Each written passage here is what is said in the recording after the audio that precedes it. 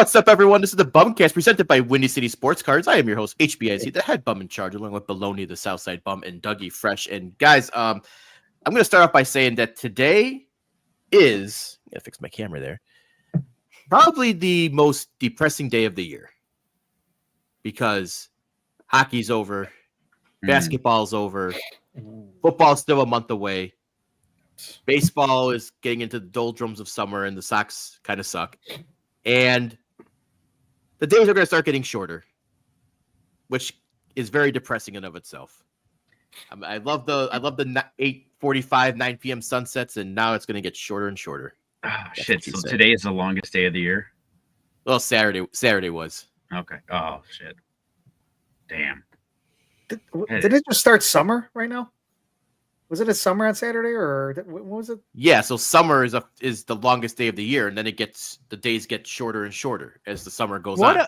What a Debbie Downer way to start this goddamn show, man. Like, we're all excited, been waiting for the BumCast for exactly a week, and I'm like, let's get this party going. And immediately we're all sad because we're in the dog days of sports, and now the days are getting shorter, apparently, even though we just finished talking about it. There's still sunlight behind your window. Headlamp in charge is getting cucked by the sun. that it is. Jason was pretty much just like, we're close to winter. I mean, we kind of want to be after this heat wave that we got going, right? So, also, I want to remind everyone, I've been having fun with this the last couple of weeks. Make sure you're commenting and moving up our power rankings in the group chat. Right now, we got Jose as number 1, JT at number 2, and Sam Reeves at number 3. So, okay, maybe throw us a super chat, get that boost your power ranking there, and then Stephanie's in the comments now. She was a queen of the castle last week, so we like this. We want you to fight for our love. Fight for our love. That's exactly right. Jets, how are we doing on this? Sweaty. We're all sweaty. Everyone's sweaty. Just sweaty, swassy, if you will. Yeah. Feeling good, baby. Feeling good. Yeah. Dougie, you talked about. We're going to talk about you later. Yeah, we're going to talk about your weather escapades in the Tweet Police segment for our nonsense segment today.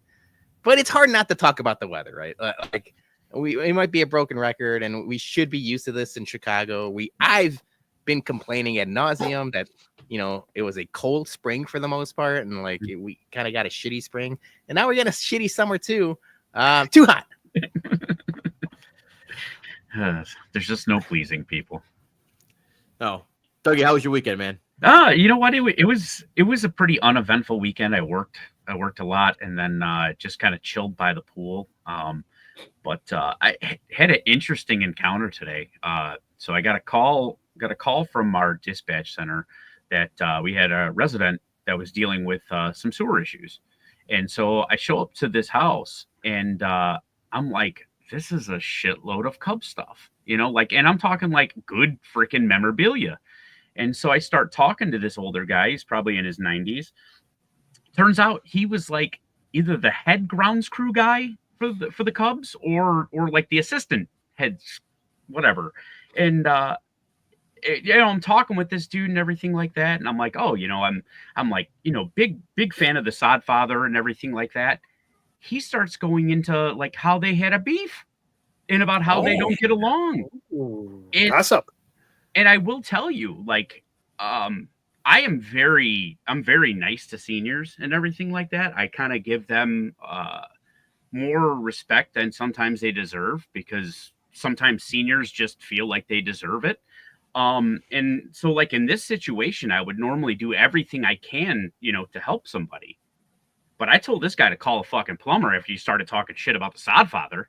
I mean, wait, that's interesting.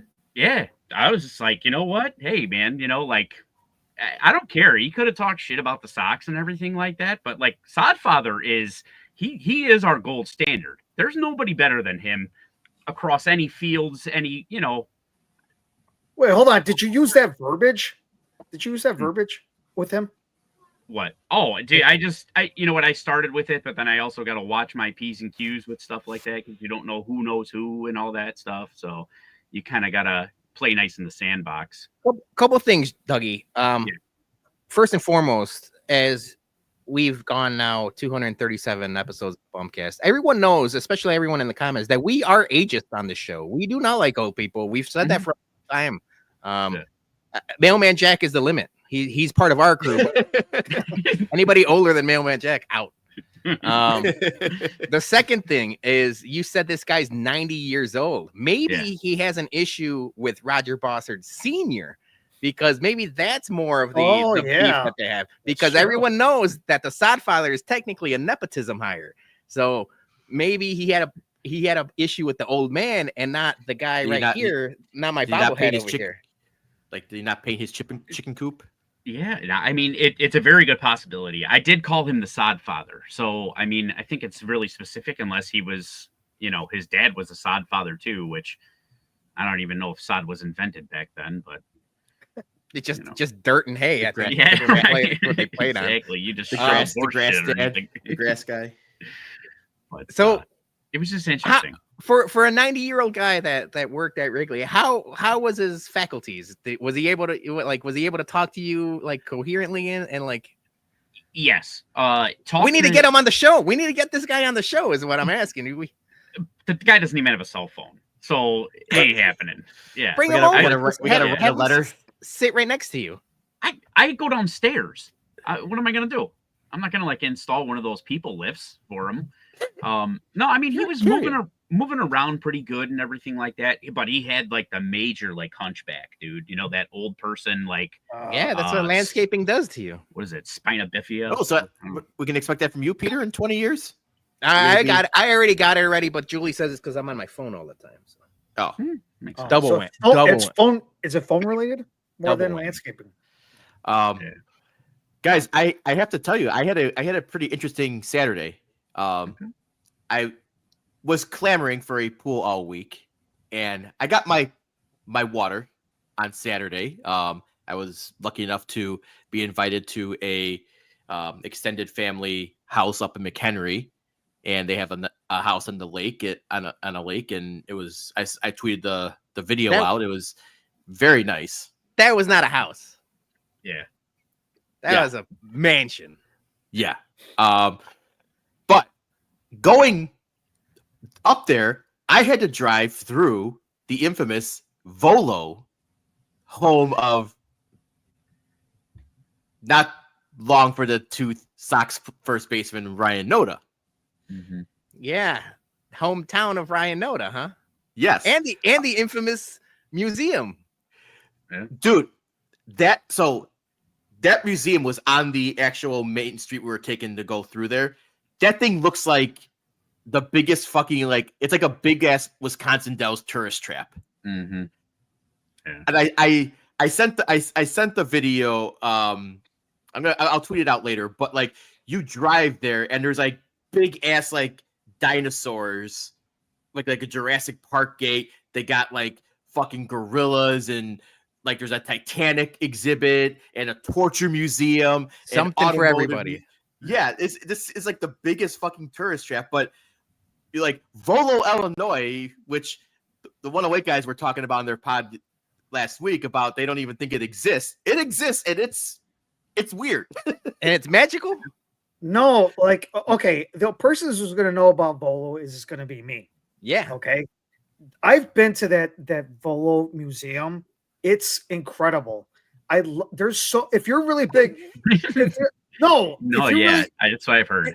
Yes, if you're really into vintage stuff, it is just so many. It's 5 warehouses where you could go in. It's a pretty big place. They have a lot of cool shit in there. I like it. I've done the whole dinosaur thing as well too. They got mini golf. They actually have a original Showbiz Pizza inside as well too. What? Wait, still open? Yes.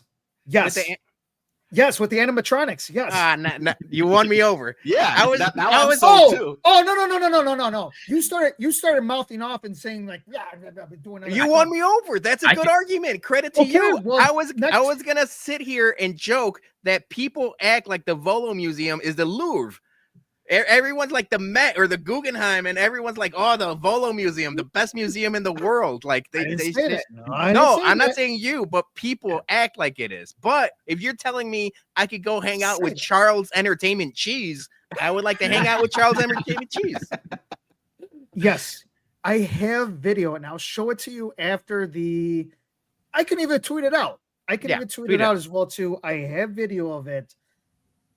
They're still alive. These animatronics are still alive, and they come out, and you can have your Showbiz Pizza. Well, they're not alive. From 19.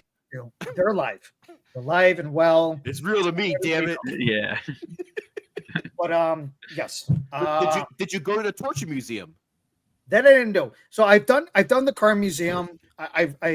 They have like tanks. They have the old Batmobile. Oh yeah, the military, like the military stuff. Yeah, they got the Batmobile. They have like the Scooby-Doo van as well too. They got a lot of, and then they have like classic cars. You can actually buy cars over there, so it's really cool. I'm telling you, don't knock it. I'm telling you, don't knock it. Go over there. What? And what a whole bunch of family. Let's go. Fun, like you know what? Cars, dinosaurs, what? museum. I'm taking yes. We're doing a bum review. Yes, and we got to bring Chirizi too, because Chirizi was the one that didn't believe Vololo existed. I'm taking all those guys as well too. We're going up to Vololo and we're going up to the museum, and I'll buy you guys Showbiz Pizza. How about that? All right, I'm in. Sign us up. That's content, baby. Yeah, we'll bring Sam Reeves too. He's acting like he was all up in the Vololo. Yeah. When I was growing up, we went to a field trip to the Vololo Bog. There's like, what does that mean? It's like a swamp. It's like a swamp or whatever. I think it's pronounced Bogues. Bogues. No. Not those Indiana losers. But yeah, dude, that was a weird thing, dude, going there as a kid, because it was like, I guess, like a place where like people would kill people and like throw them in the swamp and stuff. And yeah, it was weird. It was weird, but I don't know anything about that.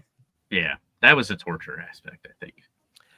All right, I got one more thing I gotta show you guys, and I didn't know this Twitter account existed, but it's actually a real thing.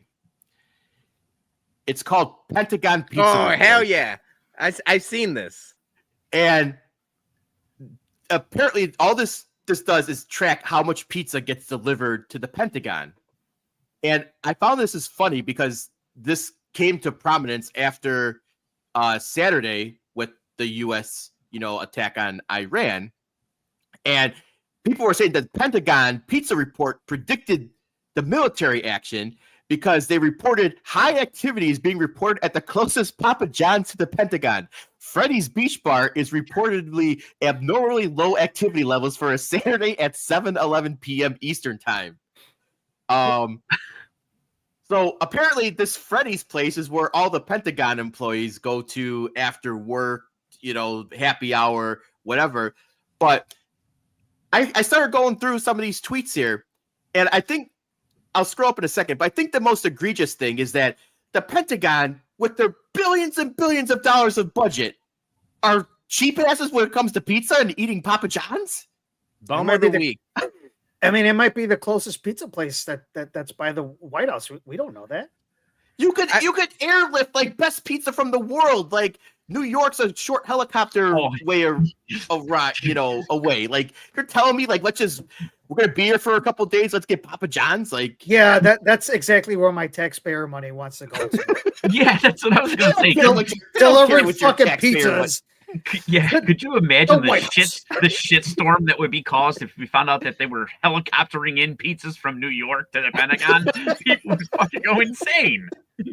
And then you find out it's Sbarro's, the finest New York pizza. Yeah, right. Yes. Exactly. No, dude, this is yes, bum of the week, the Pentagon, for even thinking about ordering Papa John's. Like, I know that there's restaurants inside the Pentagon. I know that I think that there's multiple Starbucks, there's McDonald's. You're telling me you can't open up like a pizza shop in there so that the rest of the world doesn't know when shit's going down? Like this is the most rinky-dink operation possible. That's the thing too. Like when I was in 8th grade, we did our 8th grade graduation trip. We went to the Pentagon, did the tour, and it's a whole like city inside the Pentagon, their own post office, mall, shopping centers, retail, all that stuff. And my first thought was like, you guys could have walked down to the mezzanine level and get some fucking pizza. Like, why are you tipping your hand that, we're going to be here for the next 48 hours. Let's order a shit ton of pizza. But not only that, as it get worse, when you scroll up, apparently Freddy's Beach Bar, little traffic again, but they got Domino's pizza. So not only is it Papa John's, it's Domino's. Oh, hold on a second, though. Domino's is light years above Papa John's when it comes to the chain pizza rankings. I think Domino's is 1-1 when it comes to the shitty pizzas. What about Pizza Hut? That's second. The second closest Domino's to the White House is reporting above average traffic. So, they must have got off for work because Freddy's Beach Bar has spiked in activity from way below average to way above average. So they're making a comeback. I had to look this up, dude. I had to look this up because the Pentagon thing. I heard this story a while ago. Last year, the Pentagon spent $600 million on sushi. Oh. $600 million on sushi. That is insane. Yeah, just the fact that billions and billions of money, and we just buy the cheapest fucking pizza ever. At least break for some Chinese food or something, right? I was about to say, you think they argue about pizza by Alfredo's or Alfredo's Pizza Cafe? That's an office joke for.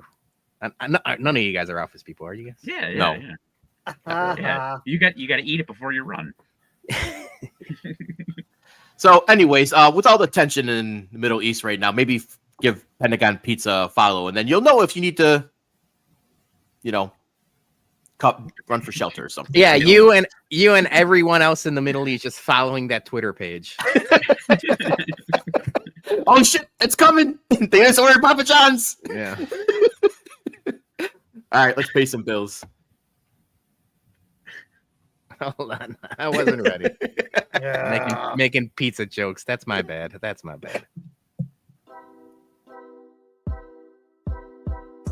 The BumCast is proudly sponsored by Windy City Sports Cards, who specializes in buying and selling all things related to Chicago sports. Whether you are a diehard fan of the Bears, Bulls, Blackhawks, White Sox, or Cubs, they have you covered with an extensive selection of sports memorabilia and collectibles. In addition to Chicago-focused items, they also offer a vast selection of sports trading cards and memorabilia from your favorite teams and players. So visit their online store at 312WindyCitySportsCards.com to find exactly what you are looking for to complete your collection or discover a new favorite. All right, and as we've been mentioning for the past couple of weeks, on Sunday, July 13th, starting at 9 a.m., Elite Icons proudly presents the World Series reunion for autograph signings. How cool is this, guys? And it is jam-packed, loaded with everyone from the 05 team, with a couple notable exceptions of Konerko and Burley, but, still got a couple weeks, so still time. Still time. And also still a ton of people. Yeah. But Ozzie Guillen's going to be in attendance. Hawk Harrelson, Jose Contreras, basically all the pitchers. Garland, Sweaty Freddy, AJ, get the Polska. We got a rare appearance from Juan Uribe himself. So make sure you get a ticket, bring those Coke cans to get signed. I'm sure he'll appreciate it. But make sure you get your tickets. It's at the Hyatt Regency on Martin Luther King Drive. Get your tickets at eliteicons.biz/shop. It's going to be a great time because this is going to get even better. Because what goes better than World Series and autograph signings, right? What goes better? The Bums. We're going to be doing a live show from the event, from the autograph signing. So if you are going, we will be doing a live show there for you guys. So make sure you get your tickets and come hang out with us. That's right. You could stand in line, get your favorite autographs, maybe a bat, maybe a jersey, a ball, whatever you guys are. And while you're standing in line, you could listen to the dulcet tones of the Chicago Sports Bums. We're going to be there. We're going to talk all things 05 championship, maybe talk some memories, maybe have a couple special guests. We're not sure yet, but I have some plans, maybe, possibly. That's going to be a lot of fun. But yeah, we will be there. We're going to be in attendance. We'll have a table to ourselves. And we'll be the entertainment, if you will, while you stand in line and wait for your favorite player or coach or manager's autograph. Bum autographs, not $5 a pop, free $99.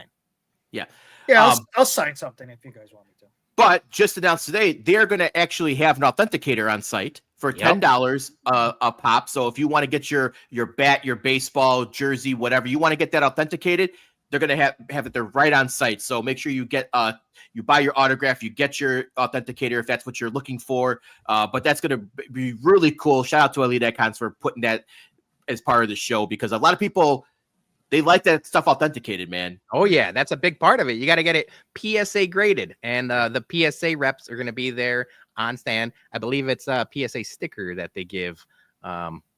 So yeah, that's going to be awesome. Like if you're a collector, this is like a can't miss event. Wait, hold on. Can you bring like your own stuff, like to get it authenticated?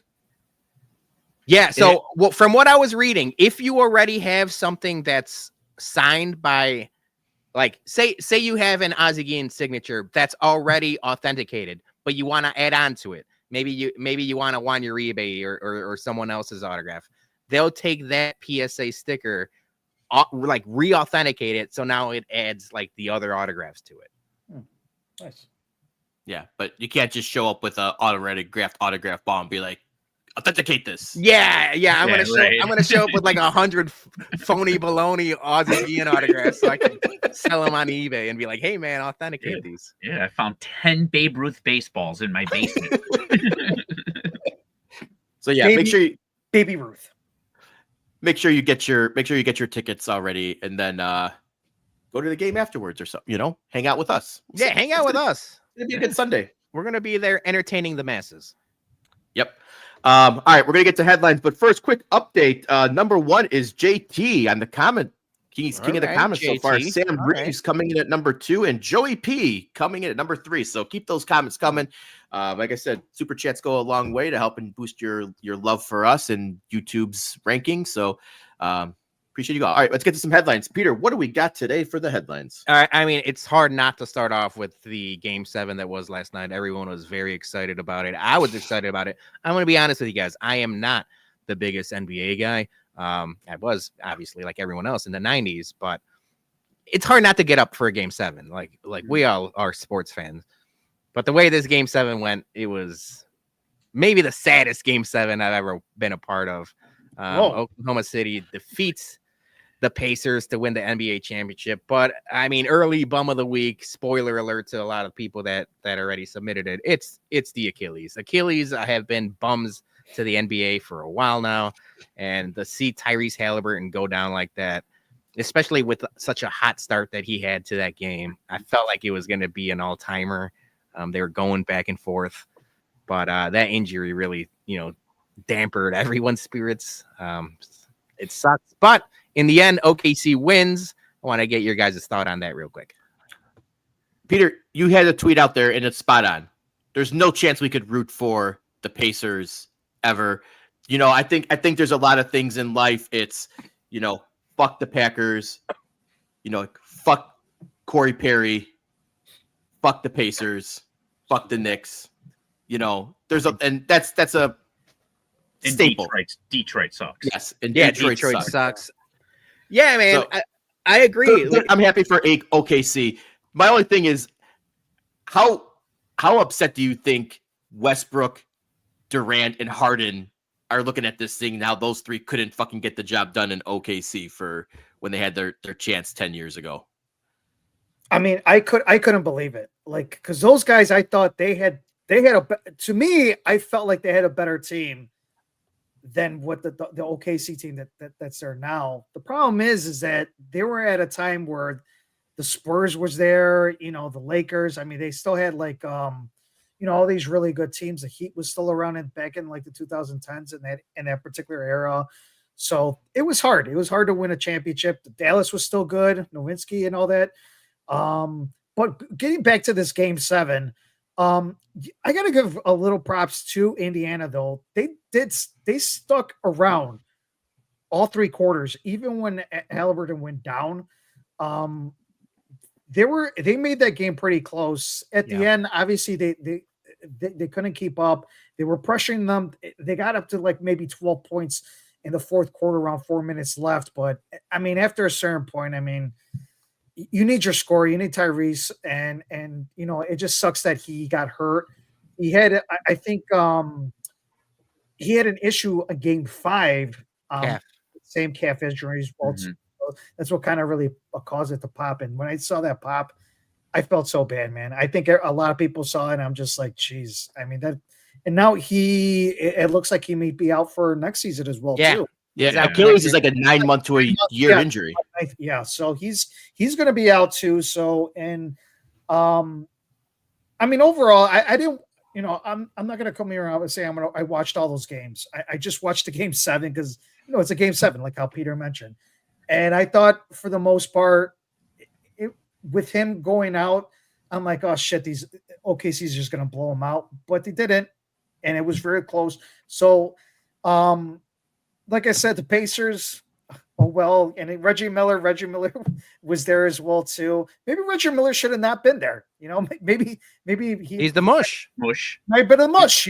You never know. But obviously a hell of a season for the Pacers as well too. But OKC, man, I mean, they got a young, scrappy team, dude. And Caruso, man, I gotta say one thing. I love Caruso. It sucks that he left the Bulls, but I mean, that was like a piece of the puzzle that they needed. He was good on defense. He's a veteran guy. He's won a championship. So, like I said, I think for the most part, all of us are rooting for OKC. Yeah, 100%. And I'm happy for their fans more than, I mean, they've been a good fan base for a good amount of time now. I know everyone does the hashtag wear the shirts, and they got the shirts in the stadium, but it's a good fan base that deserved the championship. And like I had to tweet, and Jason mentioned, like, there's zero chance I would ever root for the Pacers. Obviously, you're not rooting for injury, and we could probably sympathize with the Derrick Rose injury. I know that was earlier in the playoffs, but it's still something that like you don't recover from anytime soon. But yeah, it sucked that that's how it went down. Next up. This is something. This felt like a troll job. This was a podcast that Charlotte Flair was on. Charlotte Flair named Chicago the worst wrestling city in the world. Dougie, true or false? False. And I've never liked Charlotte Flair. I'm just going to be honest, and it has nothing to do with this comment. I just don't. You want to talk about nepotism? You're talking about somebody that like was not even a wrestler for the longest, and then has just been thrown into the Vince McMahon let's just get her championship spotlight. She does nothing for me. I'm not gonna say it. Forget it. Say it. Nope. Say it. Nope. Her and her booze bag dead. No, I was gonna say her lopsided titties. But no, she just doesn't do anything for me. I mean, she's got the heel and, everything like that. But just, I feel like a lot of times, like her matches are just very one-dimensional. They don't do anything for me. So her thoughts on Chicago are very one-dimensional too. I understand that this is probably just work, and it's probably, her being the heel and all that good stuff. But, you can't debate every other wrestler. Every other wrestler will tell you that they get so excited when they come and they're at the Allstate Arena. And when they call it out by name, they call it out the Allstate Arena. You hear that time after time after time. It doesn't beat that pop. Kiss my ass. Not a chance. All right. Yeah. We're a bunch of smart marks, so I like it. Yeah, we know what's up. Dougie, me and you used to do the MCU review. I think that should be coming back. Maybe when work slows down in the fall. We got to get ready for Avengers Doomsday. But before that, the Fantastic Four is coming out this summer, and they announced the popcorn bucket that goes with it. Johnny, you mentioned this has got to be a troll job at this point because it's Mr. Fantastic, and it looks like he's got an extendo dick. Anybody interested in the Mr. Fantastic popcorn bucket? No. There's another thing too. I think Jason even mentioned it too. Aren't these like $40 or something? Like they're really expensive. Oh just to get these like commemorative, like, you know, popcorn buckets. I mean, dude, the paper buckets are like 15.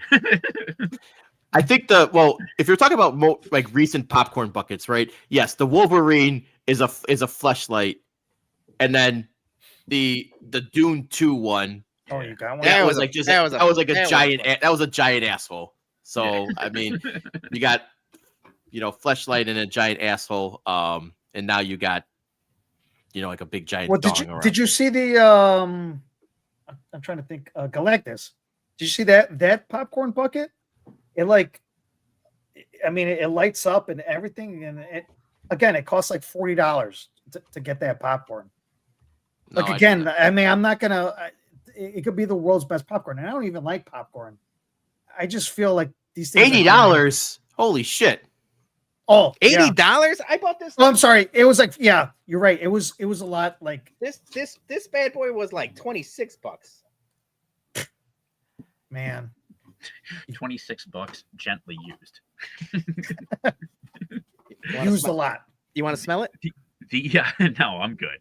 Here, this is the Galactus one.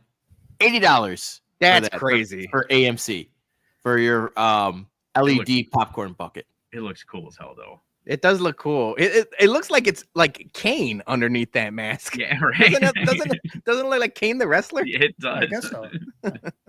Jason, see if you could pull up the Jaws one. The Jaws one looked really fucking cool. That one, I had to send that over to Aaron. Big Jaws head. I will say at this point they're getting more creative with the popcorn buckets than they are with the movies, right? Because like right. Every movie is just a sequel to a sequel to another sequel, but at least they're using their brains and sometimes their dicks for these popcorn buckets. So at least that's appreciated. Yeah, there is a market, so I will say people will be buying a lot of this stuff. Yeah, people get hyped for the popcorn buckets. Yep. Here I got the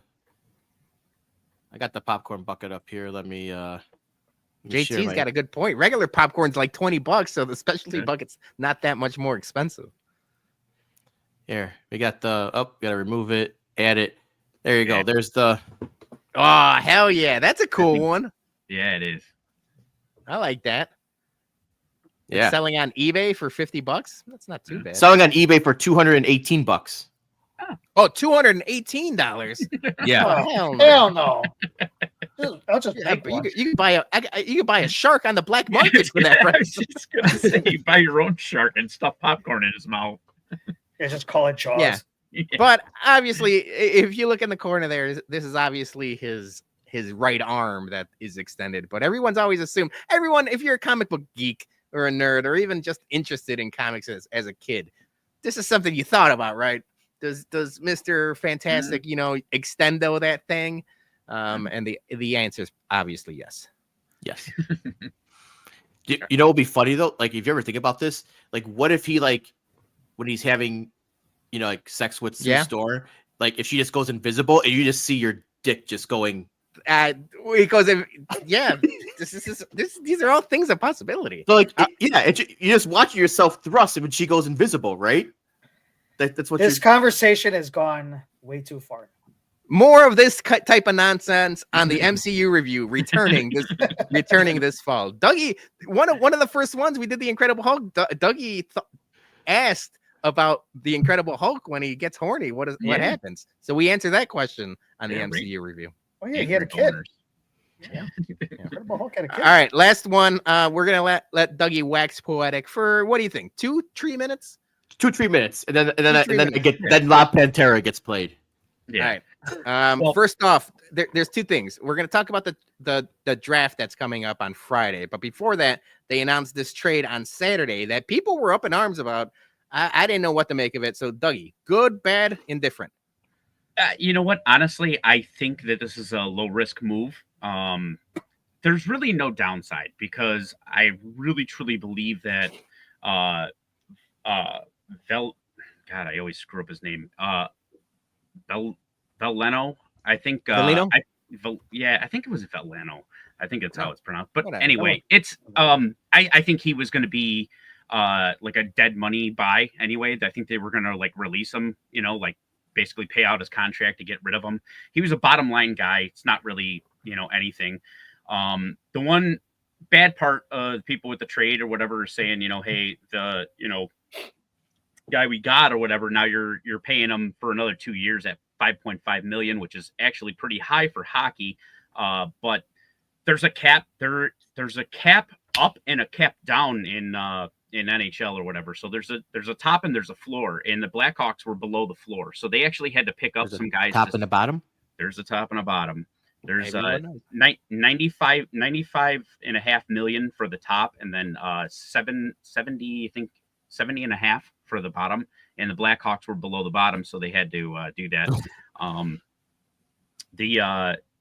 In Seattle, he had a ton of injuries. But I think he's got a lot of upside with this trade, and I think it was kind of like a trade to where you could go ahead and you're getting a guy for nothing because you were going to lose this other guy anyway. I think they were just going to bail on him. He's scoring about a half a point a game, so he's about a 40-point guy. So he'll be somewhere in the middle six. And yeah, like I said, he's got cup experience. He's won 2 cups. He won a cup with Washington in 18 and the Avs in 22. So there's really no downside to this trade. It was he's going to add more value to the team than his counterpart. I dig it. Yeah, so it was good. Better presence. And then, quick question: fireworks on Friday. I feel like between you, Chief, a couple of the CHEO guys, everyone's expecting some sort of fireworks between now and Friday of the draft. If nothing happens and they stay at 3, is that a failure, or are we okay with that? So I think that they're going to stay at 3, unless they get like some kind of big offer or whatever from like maybe like Dallas, to grab Robinson or something like that. I'd be okay with that. Top 5 picks. They don't normally trade in the NHL. The last time that it actually happened was like 2008, and it was like Toronto moving from 7 into 5. Usually the top 1, 2, 3, 4 spots, they don't move. So it's not like other sports. I don't see the Islanders trading out of 1 because of who they can grab or whatever, the Schaefer kid. And as far as San Jose trading down from 2, they really already have a ton of draft capital and they don't need to trade down. And the Hawks don't really have anything to give them that's going to be like an instant something without robbing ourselves. So I don't see San Jose trading down. I don't see the Hawks trading down. I think the Hawks are just going to stick with whatever they can get. And that's what kind of gives me the bubble guts is if the Islanders, because they're traditionally shitty fucking picks, if they don't pick Schaefer at defense, I know San Jose isn't going defense, and it scares me that who should be the number 1 pick could slide down to the Hawks. Because if that slides down to the Hawks and we're already at a logjam and the Hawks have to take him, he would instantly be the best defenseman on the Hawks. 100%. Hands down, no bones about it. And let's do it. Yeah, that's what I'm saying. But it gives me bubble guts just thinking about it because now we've got a logjam and now we're going to have to basically trade away some stuff. And all of last draft, everyone argued they got to go D. They got to go D. And I said, go demigod. Baloney Pucks over here said, go demigod because you need some help for Bedard. And now look what happened. Well, they went heavy D. I said D first pick. They went heavy D. Yeah. There's a lot of D on talk. Yeah. So I would on top and bottom, Jason. Yeah, top and bottom. A lot of D on top and bottom. We were bottom bitches. Just so what Dougie was saying, the Hawks were bottom bitches. But maybe they're top this draft. Maybe they're. So they call that versatile. My little call is here at 3. If it does shake out the way that it should, and Schaefer goes at 1, Mesa at 2 to San Jose. I think the Hawks are going to go ahead and skip on James Higgins. I think they're going to skip on him, and I think he's going to slide in the draft a little bit. And I think that they're going to go with this center from Sweden who's 6'1", and I believe the way you say his name is Fundell. So I think he wasn't even in the top 10. There's shirt opportunities here. Yeah, he wasn't even in the top 10 on a lot of people's draft board like about a month and a half ago, and now I think he's good enough to slide into the third spot. This sounds like the Andrew Vaughn of hockey. No, he's a little bit better than Andrew Vaughn of hockey. Dougie's talking his heart out with the Hawks, and you guys are just doing nothing but sexual nose and doing all these different things. Thanks, Dougie, for the report. Yeah, like, I let Dougie. All right, we got McDavid over here. We got to wrap up the hockey talk. Maybe Dougie, you do a hockey show on Friday, Thursday night or something. Draft preview show. Yeah. All right, let's get puck talk with Doug. Yeah. All right, let's get to some Sox talk because we got a lot to digest here. They finally broke their 8-game losing streak. Started off nice on the road against Houston, and then it all went downhill, getting swept by the Texans, getting swept at home by the St. Louis Cardinals. Then finally go on the road to Toronto. All right, hey, first time we won a series in Toronto since 2019. So that was good. But again, it kind of sucks that, we had a bad week. I felt like this was shades of 2024 all over again, where just the extended losing streaks start racking up, and hopefully we never get to that 21 game streak again. But the two big things that I want to call out. Number one, Vinny Capra, I think he's public enemy number one. He cost us that game against St. Louis on Thursday when we had runners. We had a runner on Tauchman was on on third with one out, and we still couldn't get him in. How he keeps surviving, he's like a little cockroach. I don't get it, but he's still on this team for an extended period of time. But Winkelman Gonzalez made the jump up from AAA. The HBIC Farm Report kind of called that out when I did my shtick last week. But let's give me you guys like thoughts on this week in this weekend series against the Blue Jays, because they're getting their ass kicked right now. I think a lot of people turned the game off. Yeah, that's why we should be on TV one. CHSN should be on the small screen, tablet, laptop, whatever. At this point, ball game's over. The losing streak sucked, right? We were expecting for them to win a couple of those games, and a couple of those games again. We talked about last week. They're in like a bunch of one-run games. It's just they can't get the runners that are in scoring position home, or the bullpen does what the bullpen typically does and blows a game. Four losses on the losing streak, right? One run. So it's like they're getting in positions to where like these games are watchable. It's just now you got to get over the hump, and they did against Toronto. That Toronto series felt like a step in the right direction, but we've had this before, right? We had this almost like 3-4 weeks ago when they got their ass kicked by the Cubs, and then they win 2 series in a row. And I'm like, oh, maybe this could be the turning point. But with this young of a team, and they're still kind of finding their footing. And we're going to talk about the lineup in a little bit. Like, there's no real consistency yet. And it's fine. You don't really need consistency now. You kind of got to figure out what you have. And Will Venable is in that position now. It's going to be, it's a par for the course at this point. Like, I'm not going to get mad at a, 7 game losing streak. It's to be expected, as long as, like you mentioned, it doesn't get to like double digits multiple times like it did last season. And I feel like they're there already. I feel like I saw a stat, like they have to really fucking suck for them to, get to how they got last year already. They're a couple of games ahead of schedule, if you will.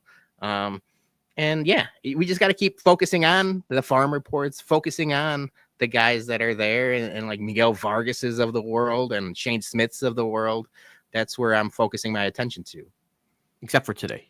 Except for today. Yeah, it sounds like I didn't watch Shane Smith is not built for the heat. He is a well, I think he is a mild temperature.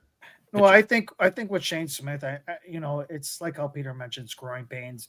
I think it's starting to catch up with them now.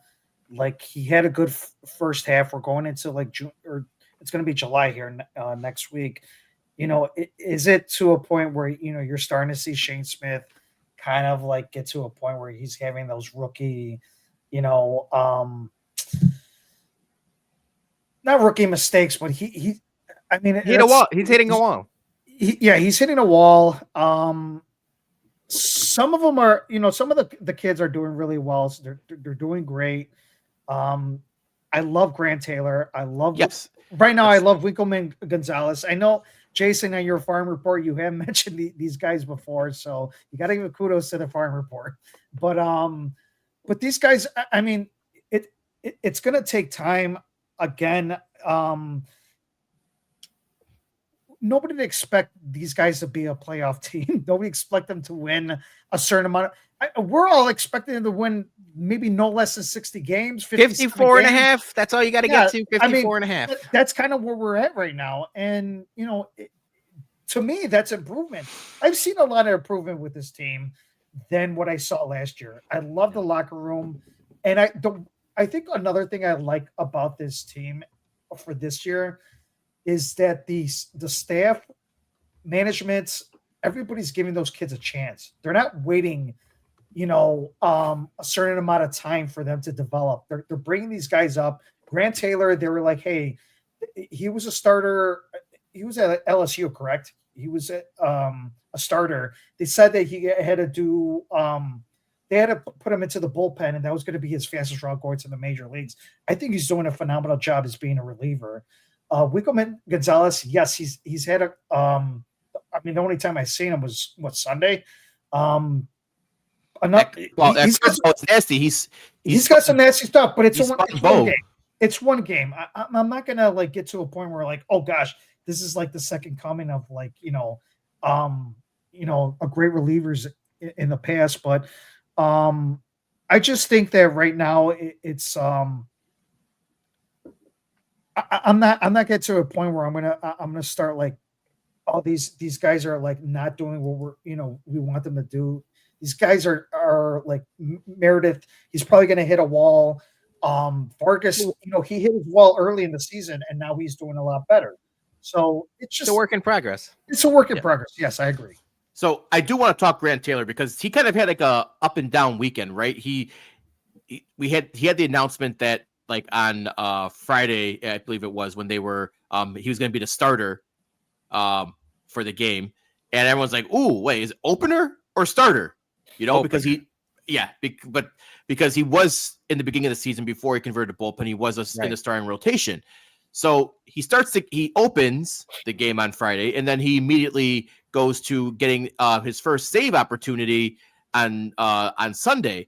So I want to know, like, obviously he's probably our best reliever. Is Grant Taylor the closer of the future? For now.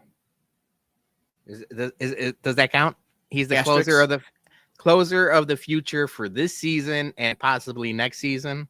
And then you do the, Chris Sale, Michael Kopech, Garrett Crochet. Can't we just keep a guy who's good in the bullpen for once instead of trading away our bullpen pieces? Like Chris Getz did that last year, and we see kind of like what happened with how shitty our bullpen's been. Can't we just keep good guys who can get outs in the 7th, 8th, and 9th inning? All right. He's still an unknown. Like he's throwing 101, but like we mentioned, people are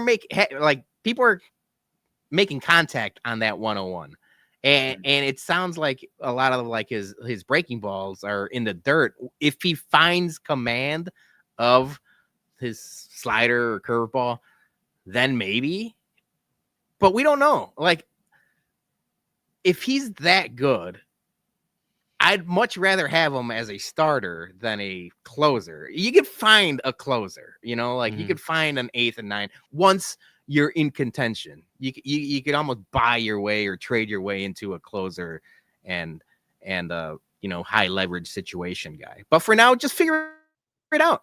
That's what I like about this new regime is that they're trying to figure it out. They brought him up from AA, skip AAA altogether, and figure it out. If he's a closer, great. He's going to be awesome. Hopefully, when they're in contention in 3 years, and if he's a starter, even better. That's just another arm with like all of the nasty guys that we expect to be up here, Noel Schultz and Hagen Smith and everything else. Yeah, that's definitely one thing that I don't really care about, especially on like these rebuild teams, like who the closer is, because honestly, it's like, how often are you really going to see him? Like you get yourself a designated closer, and then like he doesn't even have a save opportunity for 5-6 games. So what does it really weeks at a time? Because at the White Sox are at a level right now. I saw a graph where like the White Sox, they're getting like 0 save opportunities, and it's like once every 2 weeks. Because they blow out in the wins. Yeah, they're not winning these 1-run games, which is I like it. I like the blowout wins, but you don't need a lockdown closer like JT says when you're going to win 54 games. So you think they eventually move him back to the rotation then after in like a year or two. Yeah. After the end of next season, maybe. It depends. Like, again, he's doing pretty good his first, 3 or 4 games, but he could pitch like 101 miles per hour, but then he could walk people as well too. Like, it all depends on his mechanics. So like right now, he only has given up 1 walk so far. He's had 6 relief appearances, and he's like 1 walk to 7 Ks. Yeah. He doesn't really walk people, but the contact on the fastball is there, which is the one thing that should scare people. But like you mentioned, he's young, and people don't like. We don't know. Never yet. Seen him. They don't know. Yeah. We don't know yet. They don't know yet. No one knows. What I would like to see is if they do want to transition him to be a starter, maybe start using him in like long relief for the next couple of years, like really just, stretch him out, those when we're either getting blown out or blowing out a team, throw him in for a good 2-3 innings and then work them that way. I like the opener route. You open first for an inning, and then eventually you open for 2 or 3 innings and then stretch them out that way. But yeah, the flexibility is there. Like I mentioned, they're trying to figure things out, and hopefully they do. Not anytime soon, but when they're actually hopefully in contention. Yeah. All right, so we're gonna talk some Sox lineup. Before we do that, we have to do everyone's favorite segment.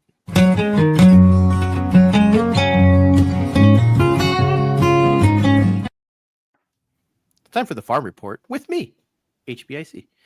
And again, I don't know why I laughed. I just wasn't expecting you. It's almost like you threw it to yourself. Like, all right, Jason. Thank you. This is our weekly Farm Report for the last 7 days to see how our guys down in the minors are doing. And we're going to start off with everyone's popular prospect to talk about, Colson Montgomery. Not a good week, guys. Smarts.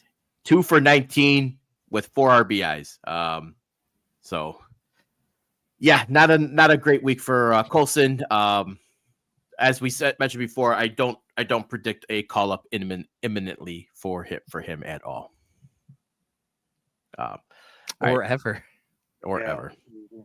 Next up is we're the alcoholics. Sorry, I'm sorry. I got to remember you're working the banners and yes. Not the comments, but hashtag them out. Tim Elko, 6 for 25 with 1 home runs and 2 RBIs. So he got the power, but it's Tim Elko, right? He's getting the home run or nothing. So like to see him crushing that ball a little better like he was, but yeah, feel bad for the alcoholics. Yeah, it's just us 4. I think we were the only alcoholics in existence. And his dad that liked one of our tweets. That's it. Yeah. There's 5 alcoholics in existence. I'll take it. Corey Jokes, Another great week for him. 8 for 19 with 1 home run and 2 RBIs. He just keeps on getting on base. So again, there's certain people who are up here that I'm kind of questioning why are up here, and we should give Corey. I'm gonna have to give Corey a chance T-shirt going or something. Not everyone deserves T-shirts. Yeah. but I do like the give Corey a chance hashtag or something. There we go. All right, so let's go to some of the big news, because Noah Schultz, who got promoted to Charlotte last week, he had his first start, and it was a little rough for our boy. But it's another level, another competition. He'll figure it out. He went 5 1/3 innings, 6 earned runs, 5 strikeouts. So yeah, 6. It was 8 hits on 6 with 6 earned runs on 8 hits. So not the best outing, but it's first time in Charlotte, so I'm expecting a little growing pains. And you got to remember, Charlotte is a tough place to pitch, to where, it's not going to be the same as AA. You're going to get, the ERA is going to inflate. The one thing I saw, Sox Machine did a really good breakdown on his first outing in Charlotte, so you guys could check that out. The one thing people have been worried about is his walks. He walked a good amount of people in AA. Do you know how many people he walked in? Because I wasn't really paying attention to. Yeah, I think it was only like 1. Yeah, I think it was 1 or 2. I couldn't remember, but I thought it was a good step in the right. Obviously, the 6 earned runs, not great. It was one walk for him. So, but it could also be them really honing and working on specific things, like no walks. So, when you're really focusing on not walking people, you're probably going to get hit a little bit more. And that's where the learning curve is. So hopefully we see that, the walks go down, but then the ERA goes down in a little while. So I'm not worried. Yeah. And then finally, Brady Montgomery, not a good week for our guy at high A. 2 for 15 with 1 RBI. So yeah, it seems like Brady Montgomery, there's like ups and downs for the last like 3-4 weeks, right? Like I feel like he's almost plateaued for a little bit, but again, like he could be working on very specific things that is going to bring that, batting average down and stuff. So again, not worried yet. Yeah. So I gave you guys some stuff to keep an eye out for in AAA. Jairo Irarte. I would be very surprised if he does not get called up in the next week or 2. He had another scoreless week, given that 0.00 ERA for the week. So he's been very, very good for the month of June, and I think you can't get there. There's better. He's better than some options we have up here. I'll put it that way. Probably better than a lot of them. I mean, now the bullpen isn't. Now, granted, we just talked about them, losing 4 one-run games, and some of that has to be bullpen, within the last week. But the bullpen, the last 10 days, doesn't seem to be as shitty as the bullpen that started the season. So, like I said, it's all baby steps. Yeah.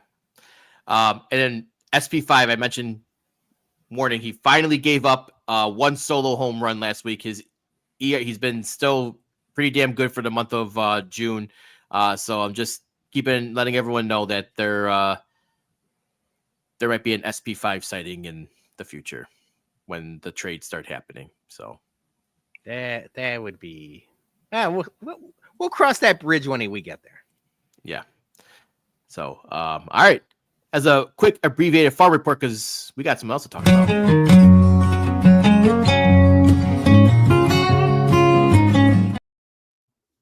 All right. Sorry, I don't know why I just noticed this now. I don't think I've ever seen you with khakis.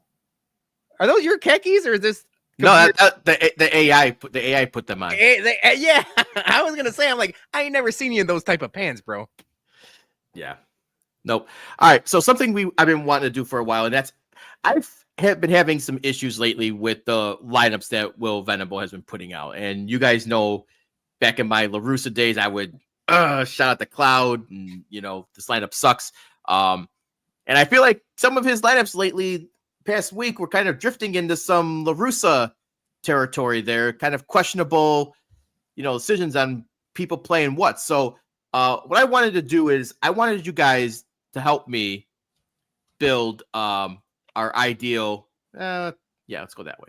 Our ideal lineup for this, because what I want to do is, this isn't players that we currently have on the roster. Let's get creative. Oh, it's not.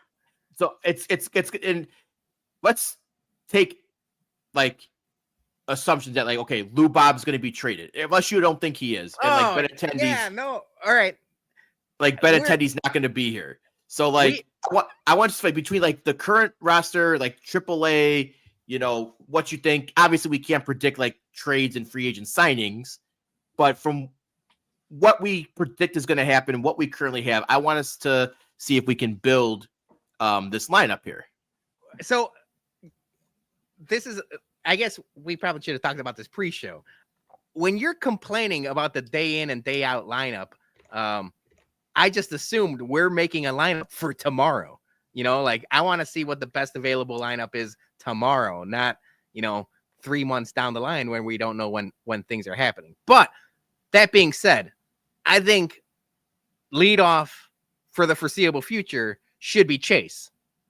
Are we okay with him batting leadoff for the foreseeable future? Yes. And hold on, I'm having some technical difficulties right here now. All right, here we go.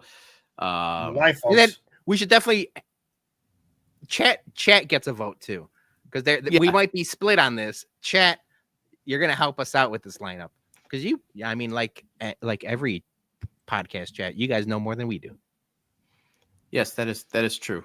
All right, let me get this in here, guys, because all right, move this up here. All right, sorry, I realized when I did the slide that that was not editable. So we're gonna have Chase. Yeah, read only. Yeah. So we're gonna have Chase as our. Chase is on the case. I don't know, how do you spell my draft? We're off to a hot start. How do you spell these motherfuckers' names? Yeah. For the longest time, I thought his last name was Meredith. Johnny, you've said Chase Mydroff 15 different ways in the last 3 weeks. I got it right now. But yeah, you got it. All right, there we go. Yeah, whatever's easier. Even if you just put their last names, I think people will know. Yeah. All right. And so what are we having position wise? We're keeping him. Are we keeping Chase at shortstop, or is he going to be second baseman? This is where I feel like we're all going to have an argument and how we want to go about the position. But I think until he proves that he can't play shortstop, I think you keep him at shortstop. Colson Montgomery is not going to win the job. We'll talk about Lenin Sosa later, but I think you keep him at shortstop and just keep him there. Okay, so we're gonna have at shortstop, leading off, Chase Mydroff. All right, I think that's pretty good consensus for what we want to do with that. All right, so 2-hole. This could go a lot of different ways. I almost want to. You've been complaining about the lineups. You set this up, and then we'll cherry pick or nitpick where we think is what's wrong.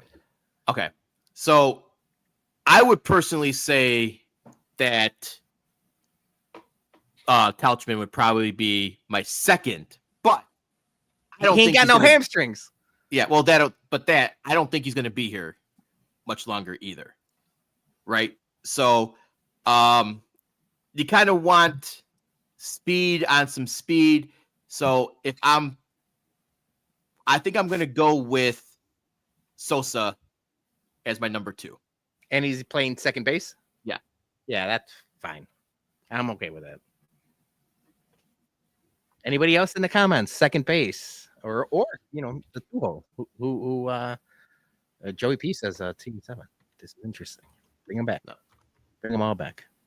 All right, yeah. So we got Sosa batting second. All right.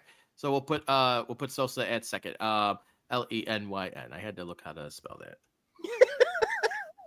It's like the spelling bee all over again. It is. All right. Batting third. I think this is. I think we're gonna go with my third base. My third hitter is gonna be. I'm gonna go with Kyle Teal. And is he your DH? Is he your catcher? He's catcher DH. So I'm gonna have him. You can only have him one position, brother. Right, but I'm gonna have him and Cuero as, alternating. But I'm gonna put Cuero behind the plate. I'm gonna put Teal at DH. All right. Unless you guys think I would nitpick. I think defensively, Kyle Teal is the better of the two. I think if you as Chris gets, they've had a little bit of issue with Edgar Caro framing. He ranks like at the very bottom of the league in framing pitches, but I will give him credit. One, he's very young. He's one of the youngest catchers in the league. And two, even though he stinks at framing, I think he calls a really good game. And I actually think they both do. And a lot of that has to do with the pitchers that are also helping a great ton. But I think Kyle Teal in the long run is going to be the starting catcher. Boys? I agree with JT in the comments. I think you go Vargas third, batting third or whatever, and playing at first. I don't know. I don't have faith that the White Sox can get to a fourth hitter to make it worth the Wild. I think the fourth hitter a lot of times is going to start off the top of the second or bottom of the second. Okay. Johnny, I had Vargas hitting fourth. So did I in my head. If we were a good team, yeah, right, all day, yeah, fourth all day. But Chase does get on base a lot, right? So that's right. And then Lenyn Sosa hits into a double play. This is gonna take 3 hours. I agree with Dougie. I think Vargas would go 3 here. Just because he's been hitting well, and he's got a lot more pop now since he changed his batting stance. So I'll say Vargas 3. Okay. All right. So I agree. I'm okay with that, and like this all makes sense. Is he playing first base or third base? I'm having him play third because I'm gonna call Elko up and play first. I hate this lineup already. I'm out. I think in the long run, and we saw this in Toronto, especially the Sunday game. I think Miguel Vargas is your starting everyday first baseman, and I think you could find a serviceable third baseman. So, okay, so who would be our third baseman on the roster then? Because I don't think Josh Rojas is long for this team, and I think that he's probably going to be DFA'd or not sooner than later. So this is where we weren't. So this is where I wasn't sure. Like if we were doing this lineup for tomorrow, it would be Josh Rojas. Mm-hmm. If it's maybe in September, maybe it's Brian Ramos. Or a free agent signing or something like that. Which we're not going to get. Yeah. So Gerald Selvin says Teal should bat second. That's why I put Kyle Teal as third, but there's some debate. So we're trying to do consensus here, right? It's not going to be perfect. This is gonna take 4 hours a day. No, it's not going to take 4. As soon as I see Lenyn Sosa in the second hole, I'm like, oh my god! If we complain about fucking Tony La Russa, everyone's gonna complain we're drunk already.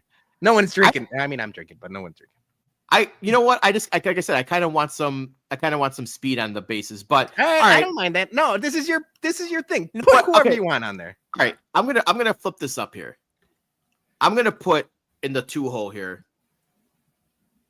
I'm gonna put Kyle Teal. Oh, yes. See, one, I'm okay because the chat is always correct, so I like that. And then are we going Vargas third? Yeah. And then I'm going to put Vargas at first base. All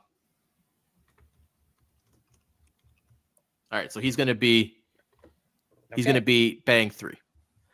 So none of you guys like Tim Elko calling up. You think he's gone? He's staying down He might come back up like one more time, but they keep on bringing him down. I mean, he's not going to be here for the. I guess it depends on what we're really trying to do in the long run with this specific lineup. If we're just trying to fill a hole for, this week or, July, yeah, Tim Elko's fine. But if we're really doing like this is the lineup of the future, Tim Elko is going to be, playing banana ball like we said last week. Yeah. Savannah Bananas? Yeah, I mean, if it's a current lineup or whatever, and you want to bring them up, you can. Yeah, go ahead, Don. No, I was just going to say you could have him run some DH, and then when Vargas needs a day off first, you plug him in at first. And then, other than that, you might just keep him on the bench for like a pinch hitter, like if you are down 1 run, and you want to either feast or famine and try and tie it up or go ahead, then you plug in, him as a pinch hitter and hope that it's one of the spots that he can service. I don't know. All right. Here's what I'm gonna do. I'm gonna change this up, guys, because I'm gonna put Vargas at third base. Okay. And then I am taking Kyle. I'm calling up Tim Elko as DH as far as first base. And you're batting him 4th when he strikes out 40% of the time? No. Well, I'm okay with Tim Elko playing first, but he ain't batting 4th. Okay. So where would he fit in better, you think? 5th, 6th? Yeah, 6th or 7th? I just want I want him to rattle this off, and I want to see, and then we can just criticize the shit out of it after it's done. All right. So let Jason do this. He's changed it like 7 times. All right. Are we 2 questions, and I'll let you run with it. Is Tauchman injured in this scenario as he is currently? I think he's either injured or he's not on the team. So we're taking him out. Yeah, I'm taking him out. And then I really do think Luis Robert might be here for longer than people think. Yeah. And if that's the case, I mean, you're batting him 4th. Yeah. Okay. So I'm thinking he's going to be traded, but you're right. He might not be. So we'll put him in center, and we'll put him batting 4th. And then from there you go. That's where. From here, I was gonna go like Benny or Tauchman, and then my other question is like, are we doing righty lefty matchups? But I don't give a about. Yeah, we're at this point. Don't even worry about that. Oh man, the game has officially jumped the Shark Capper's pitching again. So, all right, Jay, you rattle off a couple. All right, so I think what I'll do next is, I think we're probably not going to have Benetti around. So I'm gonna call up Brooks Baldwin. I'm gonna put him in left field. And what do you want? No, you know what? Hold on. We're gonna put in the 5th hole as your DH. We're gonna put Edgar Carroll. You guys okay with that? DH? All right. Yeah, he's not catching. Yeah. All right. Then we're going to put, I think, like I said, I think Brooks Baldwin will probably be called up. So I'm going to bat him next. I'm going to put him in the 6th hole here. And put him in left field. I don't think Benetti's going to be here. Benny's not going to be here? I think he's going to be traded. Who's trading for Benetti? He's going to be here for the long haul. You think so? Oh, yeah. It's that money. Yeah. Okay. All right. So we'll make some tweaks to this then. So, because I think Brooks Baldwin is probably going to be, but to your point, yeah, you're probably right with that he's.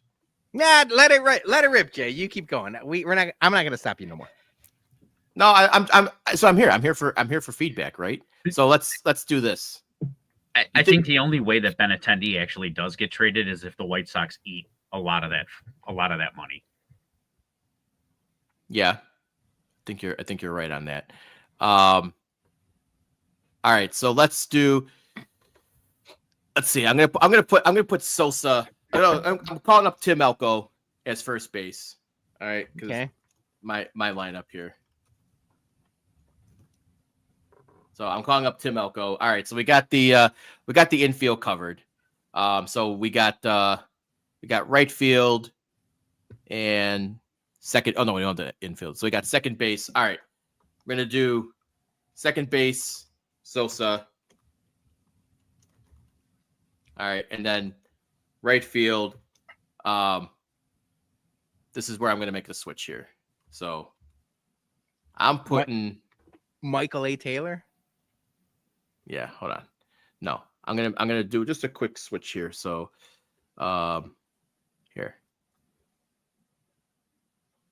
fix this. We're gonna put Brooks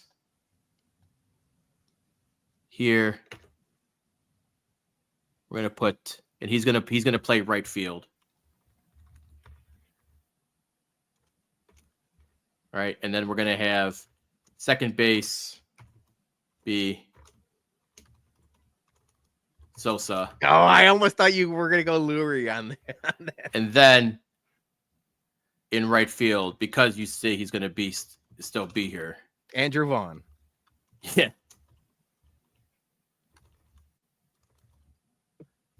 All right. So there's my ideal lineup. Thoughts on this? Hate it. I was about to say, But are we but doing? it's I want to make sure there's 9 batters there. I was like, Yeah, I was no. counting. I'm gonna make sure you got them.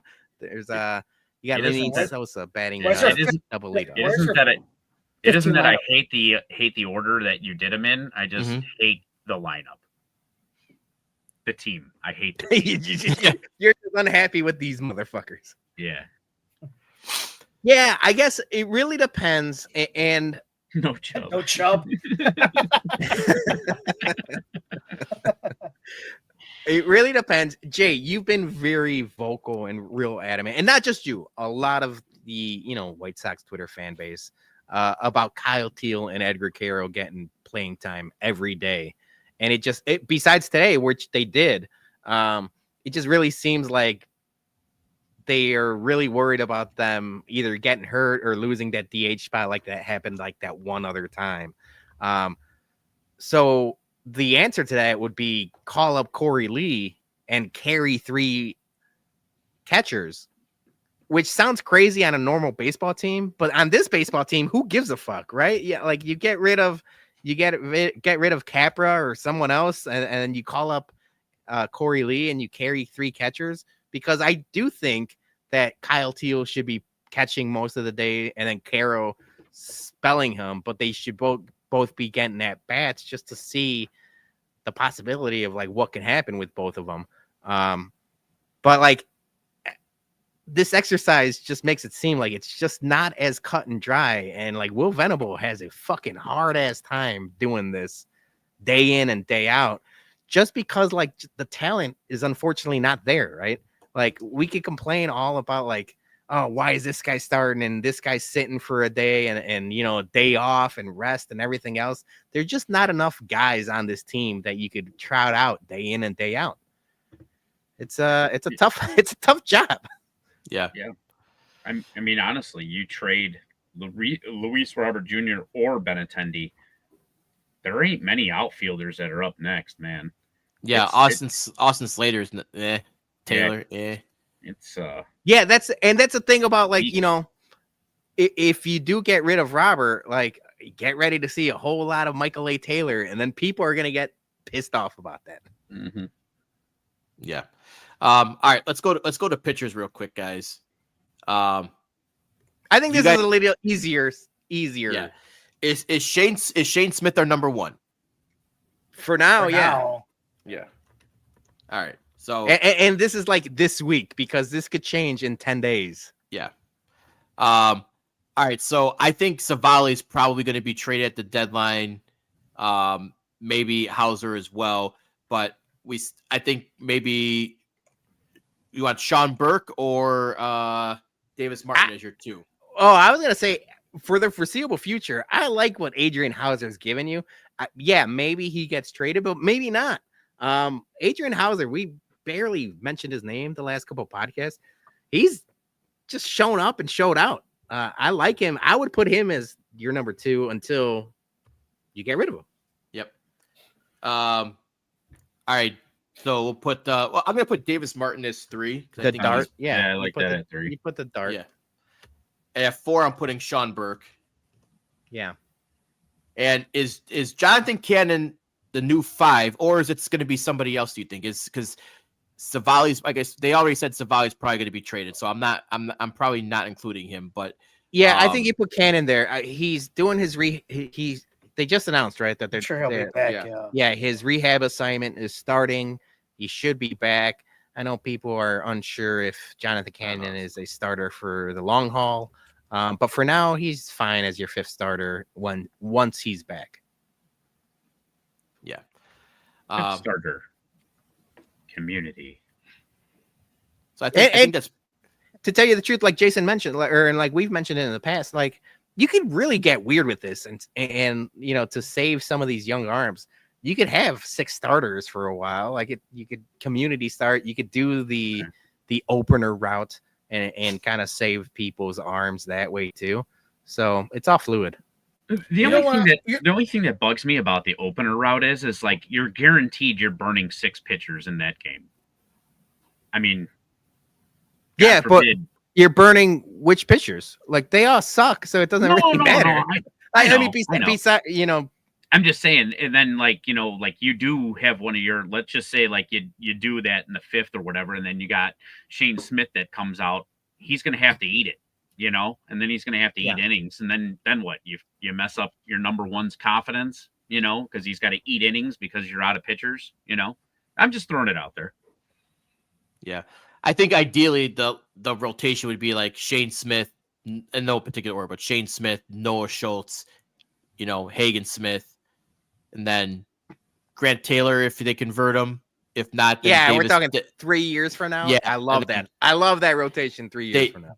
Davis Martin, and then, you know, maybe if Cannon can pan out as a 5th starter, see if he still got it, or if not, he's a bullpen guy, you know, long relief. That's probably what it seems like he'll be more destined to.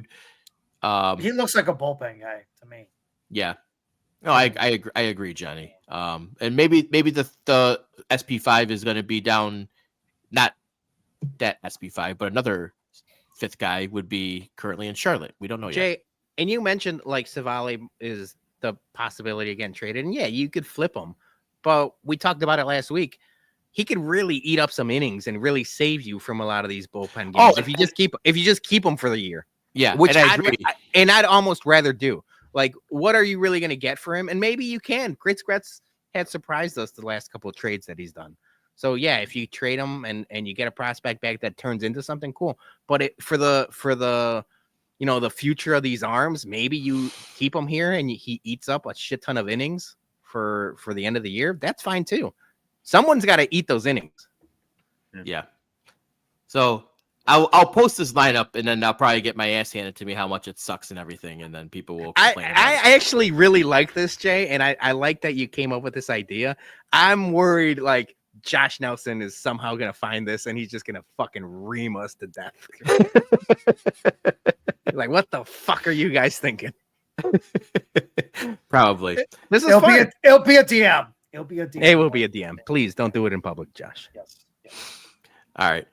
I gotta stop staring at my screen there, and then we go like that. All right. Before we pay a quick ad, we got Whiskey at Comiskey coming up, guys, this Saturday, and it is fully loaded. We got Maker's Mark. We're gonna have Maker's Mark on site pouring some tasty pours, and there's gonna be some stuff. I kind of got a sneak peek of what's gonna be potentially. I'm saying if there's some stuff you haven't tried that you want to try for Maker's Mark, you should probably show up on Saturday. Ramova Other Half Brewing will be handing out some tasty beers, and we got Firewater Barbecue running it back. All the moist smoked meats, juicy meats in your mouth. Slow smoked pulled pork, cheddar jalapeno brats, slow smoked chicken, smoked mac and cheese, coleslaw, more. Firewater was a hit opening day, and they're running it back. So thank you yeah. to everyone who RSVP'd. Make sure if you haven't yet, you already do. So we have an accurate food count for Saturday, and we're ready to party with you guys in Lot B. We got Plinko making an appearance. We got some fun stuff planned for Saturday. Yep, we sure do. And with that, we'll be right back after an ad from our sponsor. Firewater Barbecue, the official taste of Southside Sox fans and a proud sponsor of the BumCast.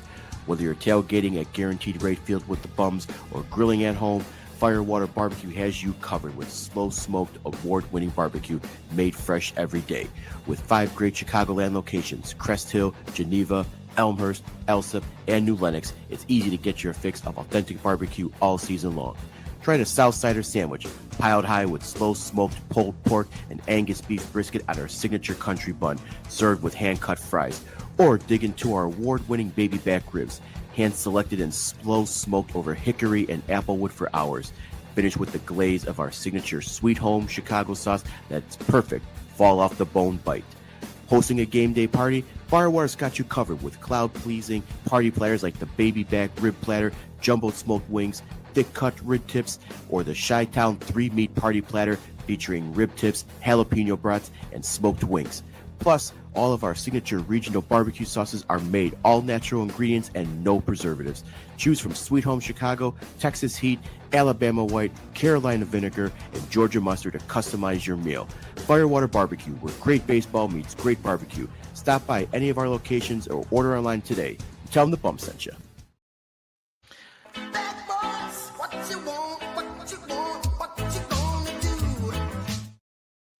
All right, it's Tweet Police time. But before we get to that, quick update on the rankings. JT coming in at number 1. Good job, JT. Number 2, Sam Reeves. And number 3 is still Joey P. So, Yes. Again, I made fun of him last week. Joey P's been asleep since like 8:05 p.m. I don't know how these rankings work. I know Jerry O'Sullivan was commenting up a storm. We appreciate him. Gordo had a fun comment. I don't know how these rankings work. We got to figure that out. We got to talk to the YouTubes. Yeah. All right, Peter, you got some tweets for us. You want to roast some people, maybe yourself. Yeah, I mean, we haven't done the tweet police in a while. I think it's time to, pull some charges on some people. So we're going to start off with our guy, everyone's guy, Scottie Pippen. No Tippin' Pippen, if you will. We're going to start off easy. He had this tweet. Gangbuster of a tweet. NBA Finals Game 7. Never heard of it. Trophy emoji, smirking emoji. That's a badass tweet. Yep. I'm no jail for that. But he couldn't help himself. Then he followed it up. He saw the traction he was getting with this awesome tweet. And then he went really fucking weird on us. And he said, just watched an NBA Finals Game 7. Never been in one myself, though. Replying to the comments like, y'all be blessed. Congrats to the Thunder on the win. And then he's got this freaky ass AI image of himself with all of his rings on the laptop, if you will. And this is where I was like, hold on, Scotty. This is a problem. We can't have Scottie Pippen doing AI images. No. Somebody helped him. I think somebody helped him. Mm-hmm. Intern? You think he's got an intern? Maybe his kid? He might have an intern. Yeah, maybe his son. If Scotty really wanted to troll, he could have double trolled by doing the Jordan pose with the rings on. So this was my take, was why leave it up to AI? If he just recreated this image on his own with the rings, that would have been the fucking coolest image of all time. Yeah, but maybe he couldn't find the rings. That's why he had to do an AI. Maybe he doesn't know where it's at. Yeah, maybe he sold them because he's crying broke about all of his missed money opportunities. Yeah, and I'm sure his hair looked like shit. Yeah, that's true. AI gave him a generous. He was probably in his king size, Colorado or Alaskan king size bed, whatever he's got, and he's watching Game 7 in his bedroom. He's like, "Oh man, it'd be a great idea for a picture. I don't feel like getting up. Let's see what AI can do. Let's see what Grok can do." Yeah, like I don't feel like going to the bank to get my rings out of the safety deposit box. Yeah, you don't know where those Jerry rings are O'Sullivan says maybe the rings are in the next episode of Pawn Stars. That could be true.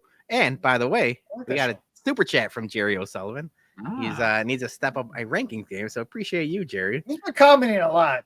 He has been. I don't know. Like I I know he's said, in the top 3. Something's wrong. put him number 1. Yeah, we gotta figure out how these XP points work here. All right, Joey P says no jail. What do we think on this specific tweet? I think he gets a slap on the wrist on Warning. this one. Yeah, he gets let off with the warning because it's a good troll job, but you gotta, if you're gonna troll, you gotta put the extra step in there, and like I said, you can do the Jordan pose, as a double troll. You gotta finish it though. Gordo might be right over here. Lars has got half the rings. Just got 3 of the rings. That's a good point. All right, next one, and this is something I saw today. I didn't talk to you guys about this one, but Tyler, the Creator, famous rapper, big time name. He said on why we should ban podcasts. I think we give a lot of people who aren't smart and just want attention at platforms to be loud and incorrect, and other stupid people follow them. Where are the people with skills? We need electricians. We need more drummers, painters, teachers. Everybody with a mic is crazy. I just think that shit is gross. And as someone with a podcast and someone with people that other stupid people follow, I couldn't agree more, baby. So you're saying you want to cancel us? I'm not saying cancel us. I'm saying maybe make StreamYard a little bit more expensive. And people have that comment, and it's like an easy on-running joke now. If you go on like Twitter or Instagram or TikTok, it's like everyone says they should make podcast equipment more expensive. And you just got to make StreamYard more expensive. But the talent always rises to the top, and I think we are talented, guys. So I don't think Tyler, the Creator, is talking to us. Cream of the crop. We're cream of the crop. You know what I think we need less of, though, is people in entertainment with a description after the name. The entertainer, the creator. Oh, so you're going after Cedric the Entertainer now? I am. Oh, man. I love the original Kings of Comedy. Yeah, I'm not going after Tyler. Oh, yeah? You didn't like Bernie Mac last week. Oh, yeah. I said I love I don't like the dead Mac. White Sox fans. He doesn't like the dead White Sox fans. I don't. You don't need descriptions after your name. Yeah. I mean, half of his career was based on bullshit and people following him. So straight to jail. See, now Tyler, the Creator, is a little bit below our age demographic. Macy says, don't step to Tyler. Yeah. I thought he was like around the same age as us. I don't know. I just think we're older than everybody all the time. That might be a me problem. So I'm no charges. I think he's right. But you guys, okay? You guys take it personally? I mean, he's entitled to his opinion. It's not egregious. So I'm not gonna give him any jail time or anything like that. Yeah, he's fine. Yeah. Straight to jail. He's 34. All right. This one shocked me.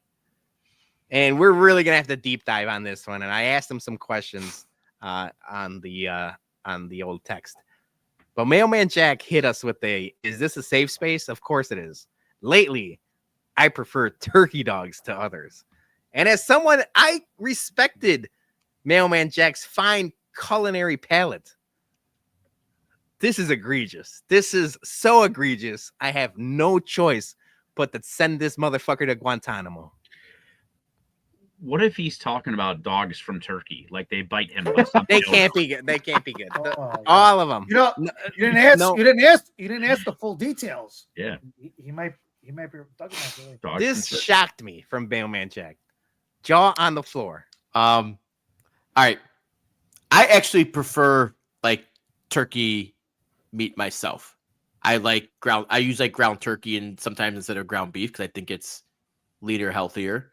It's 100% is leaner and healthier. But it also tastes like cardboard. I also, if you like, you could season it, make it sloppy Joe or whatever. I don't mind turkey burgers too. Now I will say you better have some, if you're going to do a turkey burger, you better have some bomb ass toppings on there because a plain ass turkey burger is not going to get the job done. If I'm doing like a hot dog though, it's got to be it's got to be good old fashioned beef, man.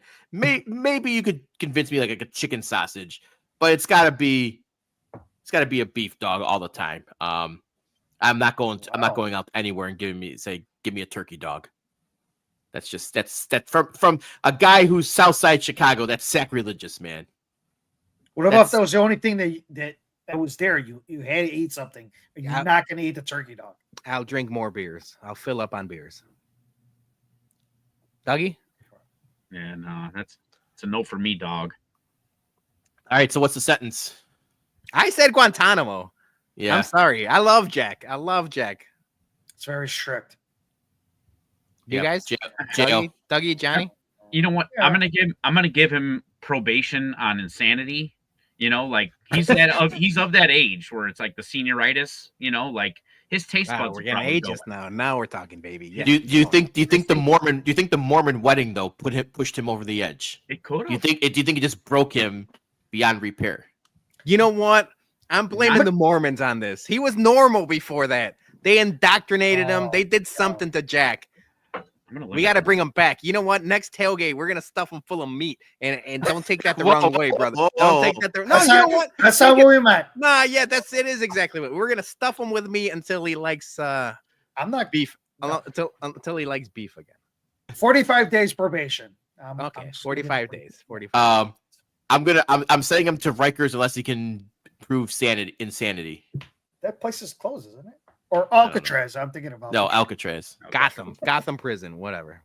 That JT, is not JT. Hell of a comment night. Good JT, night. man. Thank you. Yeah. All right, next up. This was everywhere, and we're in the middle of a heat wave. We're heat stroking today on the BumCast. Midwest versus everyone says reminder that 95 and humid is still better than 20 degrees and a wind chill. And to that, I replied back, false. Bear weather. I give me the cold before the hot any day of the week. Agree or disagree?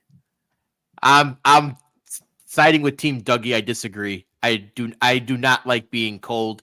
I do not like having to put on multiple layers. I like wearing no socks and flip-flops for 6 months of the year. I like walking around just wearing a pair of boxers in the house. I can deal with some humidity. Just give me a pool and a margarita. I'll deal with it. I like to get the. Oh, you good? What happened? We lost him. Oh, he's back. He's back. Wait. No, the Jason? microphone's not working. Uh-oh. Am I good? Yeah. He's back. He's back. Oh, I hit the mute button.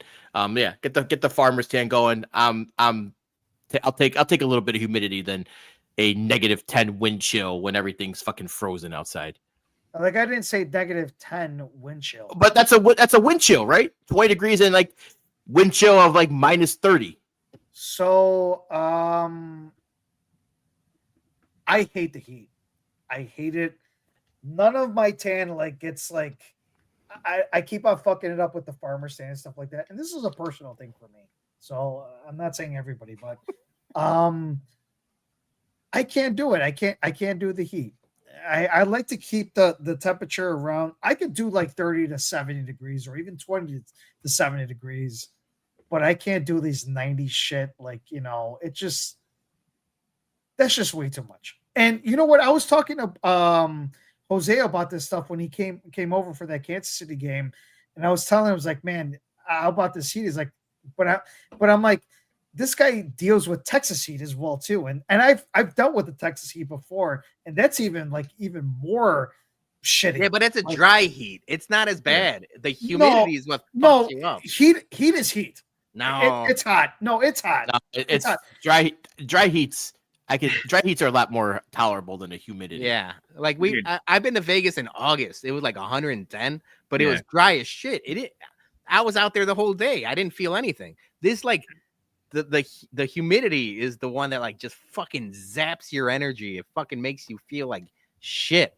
95 and humid. No, thank you. Give me the wind chill. Give me the Bears weather. Yeah, dude, you gotta also remember Jose left Chicago with his neck medium rare. I mean, that dude was cooked. Yeah, okay? he's saying it's humid in San Antonio. It was a nice day, the day of Southpaw's tailgate, and I was shocked that Steph, Taco, and Jose were like, oh, this is like hot. And I know we were on asphalt and stuff like that. And like Dougie, me and you like work outside. So like we're used to it. But like I was shocked that the Texans were like, this is very hot. Yeah. But that's clearly what I base my thing on. I think about, because I work in both sides of it outside. I would much rather be working out in the heat than in the cold. It's just. Oh, I like working in the cold.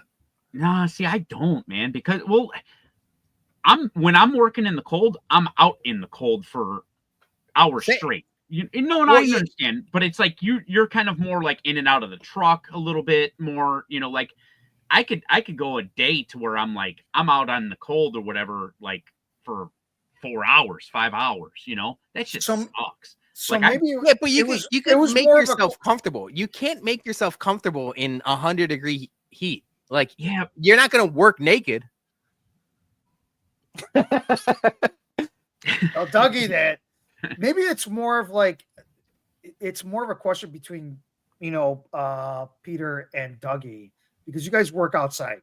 Like I work in an office, so that's more of, I would say, more of a question. Like, you guys got to be out there at a certain amount of hours, so. I'm that's sure on you guys more. Yeah, it comes down to a personal preference. I mean, it really does. Because for me or whatever, when I'm working outside in the winter and then I get a sweat going, then you get extra cold when you slow down in your. Well, yeah, you can't. That's the thing. You can't sweat. You gotta make sure you don't sweat, otherwise you die. Yeah, and it's like a fine line, and I feel. Honestly, and this is honest to God's truth, I feel like in the winter I get more dehydrated than I do in the summer. Hey, JT's back. Yeah, he was about to go to bed, and then we keep quoting meats and nakeds, and he's back, baby. That's also, how we get. That's how we shout get. out to the Twitter account, Midwestern. All right. Speaking of crazy, this was Saturday. It was fucking hot as shit. You got off of work. It was literally 95 degrees with a heat index of like over 100, and you're slamming barrel-aged stouts in the hot tub. Now, I understand. You want to be outside and relax after a long day at work. I get that. But stouts in a hot tub. We got to put your ass in jail, man. What the fuck is this? That's some sadistic shit, man. Like, you're a glutton for pain, dude. Like, that's some jail time for you right there. And I'll defend you about the tweet on the right. I can have no argument for you on the tweet on the left, man. Like, stouts in the hot tub when it's 97 degrees out. That's just yeah. Well, I'm not a big stout person, so I mean, I'm not drinking that. But yeah, on a hot day. Yeah, and that's not even the end of it. For dinner, he had fucking minestrone soup. Oh shit! You got Explain yourself, you psycho. I don't know. I guess I was working outside. I was outside for all of 12 hours that day, and I guess at a certain point, like when it did drop down to like the low 90s, it kind of felt cool to me, if that makes sense. I don't know. But I also was like, shit. I'm like, I don't really want to go to the store, and I'm fresh out of other beers. I'm like, I've got stouts all over the place in my basement. So I just grabbed one that I thought I would enjoy, and grabbed a couple Stigars, and yeah. It looked like you got nice little, Cabernet or Merlot there, Yeah, about the same alcohol content. Yeah. Fancy boy. Yeah. Now, I do, and maybe you did this, so I gotta ask. I like doing this when it's cold out, but do you do hot tub and then immediately jump into the pool and then back and forth? Are you back and forth? Yeah, that I like doing, but I like doing that more in the cold than in 95-degree weather. Yeah, that seems crazy. I feel like you're gonna pass out, man. I mean, when you go and do the back and forth or whatever, dude, you never know what good sleep is until you do the back and forth, and then you go to sleep, man. Holy shit, you sleep like a baby. It's just the temperature fluctuations in your body. It's great.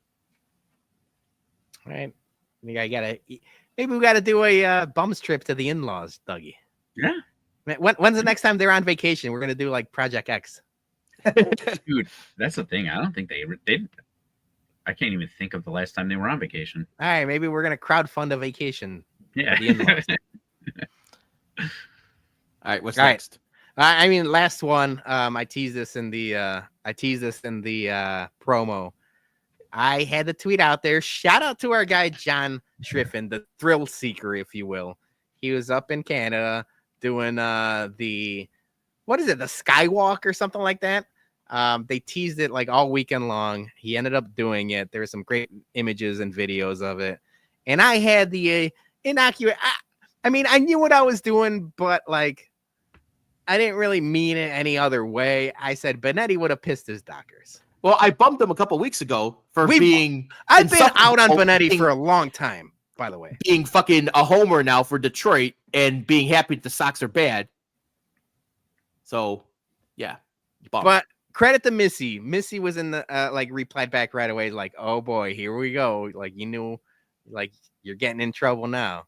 And I got the Benetti stands in my comments saying, honestly, I was going to say this is pretty cool because, again, he's the high-energy goofball. That should be the third man in the booth. But, yeah, let's make fun of the guy with cerebral palsy. And then the Chicago Pope. So now I'm getting tweeted at by Robert Prevost, unfortunately. He says, Benetti has cerebral palsy, you fucking chode.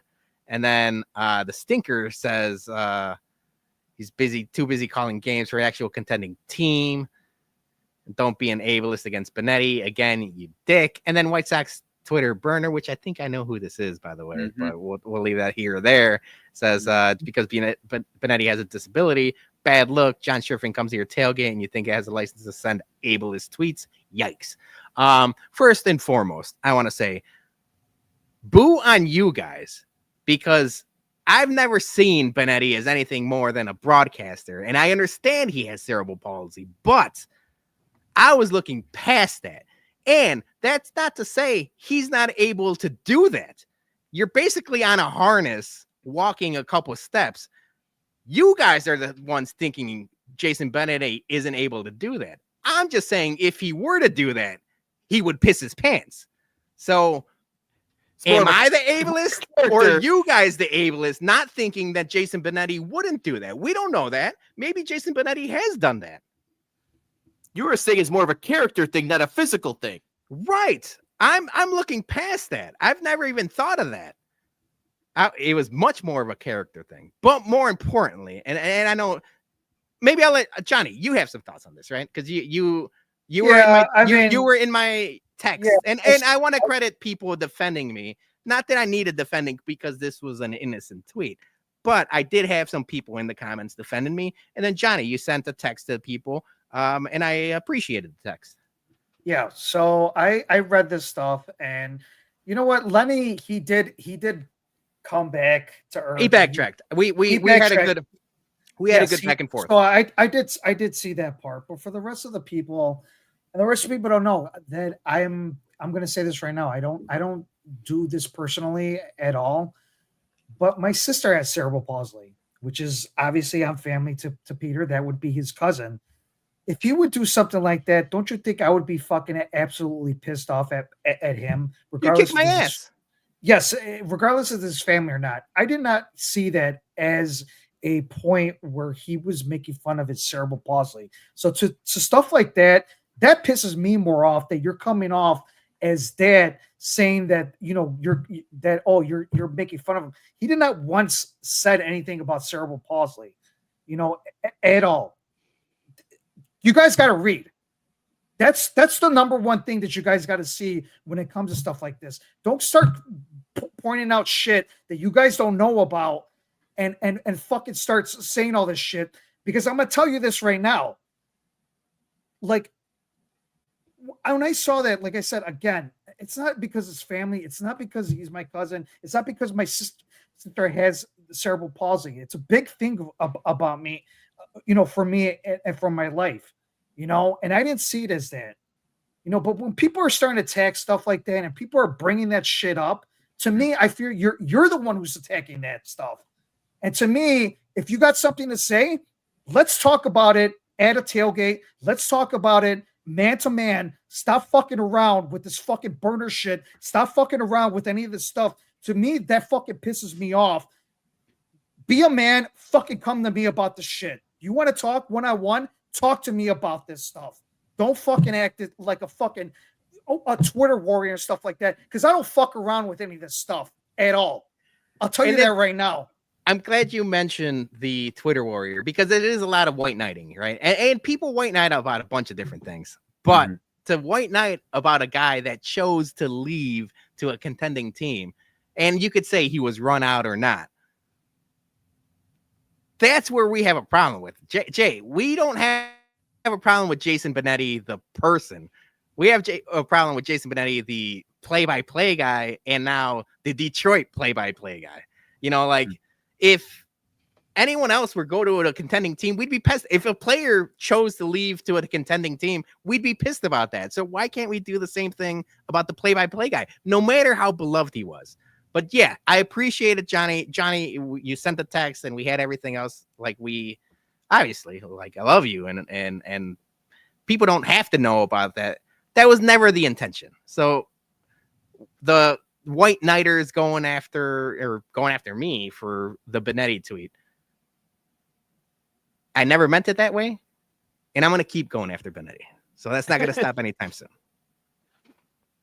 Damn right. All right. We got to wrap this up for the tweet police.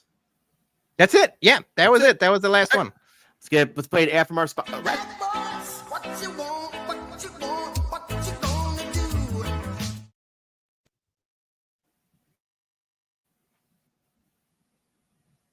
Was that you? Did No, you play? No, we gotta play the end. Yeah, I played the end. The original Chickies Beef is a proud sponsor of the BumCast. Have you heard the news? Chickies Beef has a brand new gaming room. So if you're feeling lucky, stop by the new Marcos and Charlie's. Located at the west entrance of Chickies, it is open daily from 8 a.m. to 12 a.m. and you must be 21 years or older to enter. There is nothing like hitting a jackpot while drinking cannoli shake. Trust us. So the original Chickies Beef, 4152 Roosevelt Road in Hillside. Tell them the Bum sent you. All right, time for our bums and MVBs. Let's get to our listener ones first. And from Steph, MVP Scarlett, because she's too cute. It was in the promo today. Nice, yeah. I had to pay her. I had to pay her in on Icy. Ooh, hey, works.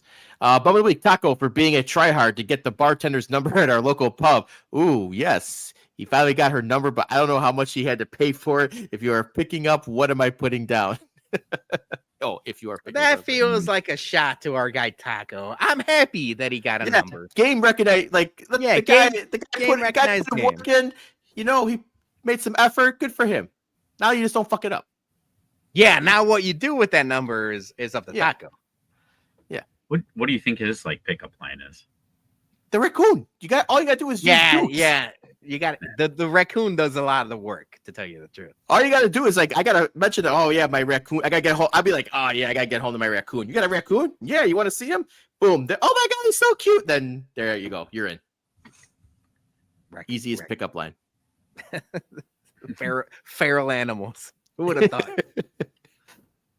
Missy MVB, cool Airbnb owners had the easiest and nicest experience in a 5K one this weekend.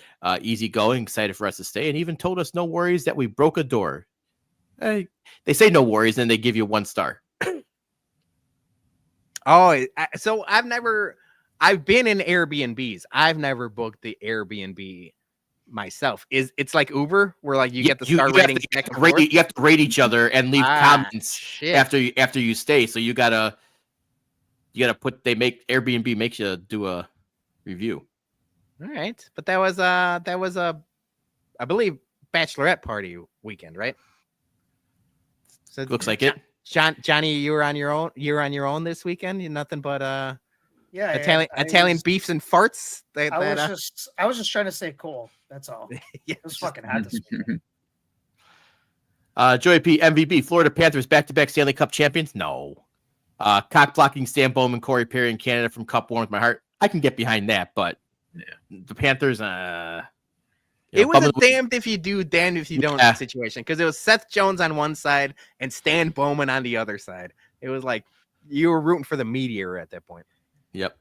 Bum of the week, Jeff Bezos. Dude attempted to rent out the city of Venice for his 3-day, $78 million wedding. Guess my invitation was lost. Okay, so I don't know the story behind it. Like, what are the residents supposed to do? Like, go take a vacation? Like, you want the whole town to yourself? Like, people live there and like work there. Like, every shop's got to close. Like, I don't know, what the man. deal is. These billionaires they got. I mean, that's a conversation for another podcast. They got too much power. I saw a video. Julie is really into Egyptian stuff. Mr. Beast rented out the entire Great Pyramid and the surrounding pyramids for like something like 36 to 48 hours. So he had full access to everything in Egypt, at that specific, those pyramids for like 2 days straight. So like, what happens if you like book a trip like as a tourist? And you book something like a year in advance, and it's like, Mr. sorry, Beast Mr. in 6 Beast months. is here. I'm like, what the fuck? Yeah, you're compensating me with interest on that motherfucker. I will say though, I saw something today, and I've never really been like a Mr. Beast person. I think I'm too old for it. Mm-hmm. My daughter likes like the chocolates and the stuff. I saw that he's the first billionaire, United States billionaire under 30, I believe, that's not from a rich family or like nepotism. So like he's self-made billionaire. So at least I gotta respect that. I can get behind that. Just don't cuck my vacation, bitch. Yeah, then we got problems. Sidney Brown, MVP, Schifrin for standing on the CN Tower in Toronto, and Audra Martin, Twins reporter, for handing a fan a beer who caught Byron Buxton's home run with one hand. Hey, that is cool. Bum of the week, this extreme heat. Yep. Sorry. I'm going back to the Mr. Beast thing. What if Mr. Beast rents out the Vololo Museum the week that we go to the Vololo Museum? That would be some. Well, then I just wasted an hour drive as opposed to tens of thousands of dollars. Yeah, but I want to go see Showbiz Pizza, and then Mr. Beast is there. That'd be maybe he can just build you one. It's like Brett Hafner, MVB, Shift Dog doing the CN Tower walk. Some serious nuts on that dude. Damn right. Bum of the week, Achilles tendons. Yeah, they're not to hold up when in the playoffs there. Luke, MVB, Schifrin doing a skyscraper dangle. Bum, especially the one that don't know how to navigate the bathroom line and then get upset and called me a dumb ginger fuck for knowing how bathrooms work. I need more context. Yeah, I need a little more. What's the story behind this? The Cardinals guys, they know baseball. They might not be wrong, Luke. Gerald Sullivan, MVB, my AC for keeping my house nice and cool. Gotta have the good stuff this week. Bum of the week, the lifeguards. Yep, the lifeguards at Kennedy Park Pool for taking a break and kicking everyone out of the pool at 5:30 2 days in a row when the pool is supposed to be closed at 6. Yeah, give them it's hot as fuck. Give the extra 30 minutes. It's not gonna kill you. That's a grift, if you will. Jason, I mean, we've talked about this early days of the podcast. You worked at Haunted Trails. You didn't do a couple of like scams or like, I'm taking my break later, so I close this fucking go-karts after the fact. So I will say though, I worked a go-kart track in the summertime. You get like hundreds of young day campers who come in, right? And they have their preset of tickets and they all want to fucking ride the go-kart track. Well, you had to be, I think, like 4 feet tall or something to, ride the track or some whatever it was. And I can't tell you how many times, because the little kid, like, you got hundreds of day campers around. They're annoying as hell. Like, I only had so much sanity back then. If they were like 3'11" or whatever, I'd be like, sorry, you can't ride it. There was no leeway with me. 4 feet, sorry, too short, can't ride it. I kicked so many kids off the go-karts because I was like, less is more. Son of a... Even they're standing on their tippy toes, you're kicking them out? Kicking them out. Like, nope, sorry. I need to see that neck over the ruler. Bad guy. King S, MVP, wonderful sports Sunday yesterday. It was. Bum of the week, whatever coal I caught from the water park. Kids no? He can't be bum of the week, the water park. If you go to Sam's Twitter profile today, he had the picture of him standing underneath that big ass bucket of water that like tips over every 15 minutes or something like that. and he's just like standing. That's just fucking full of germs, man. I told him it's like he's basically like the Mr. Burns germs mean, just like buckets full right in his face. Like, what did you expect was gonna happen? I'm pretty sure he had his mouth open too. Yeah, he was like every orifice of his body is just like accepting germ water. Oh. All right, next up, we got Jeff Bartlett, bum Skip Bayless for being Skip Bayless.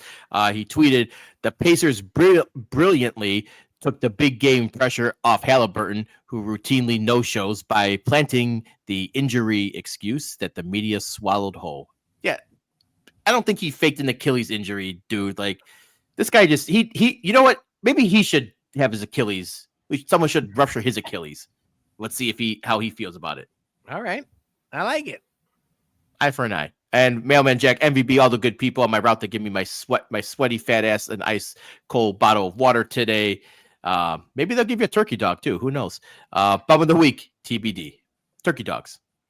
All right. So Mailman Jack, I as a landscaper works outside, I love when people give us drinks, Gatorades, water, anything like this. I had something that happened to me on Friday, and it fucking threw me and my workers for a loop. We worked late on Friday to not work Saturday. And it was like, we knew it was going to be hot. Like, we knew it was going to fucking suck. And I'm like, if we could try to not work Saturday, let's stay late on Friday. It was one of the last houses. It was like 5:30. The guy comes out and he's like, a 4-pack, a tall boy Stella's. He's like, Stella's for you guys. Like, thank you. And we're like, fuck yeah. So we're like, we're all happy. We put him in. Did he say it like that? Did you not speak English? No, he's super Polish. We wouldn't understand him otherwise. Like, so we're like, end of the day, we close up, lock up everything. We're like, hey, we got some Stellas. Let's pop them. Room temperature. And it was like fucking 90 degrees at that time. One of the guys, credit to him, he still drank it. I was like, you're fucking drinking like warm coffee. I was like, no, thank you. We put them in the fridge. Like, you wouldn't have drank that beer, would you? I mean, you're drinking stouts in a hot tub, Dougie. No. I don't know why I'm asking you. Honestly, I'm not a big Stella guy in general. Cold Stella is not bad. Yeah, I like Stella. Like Stella and Heineken, I could do like one or two of.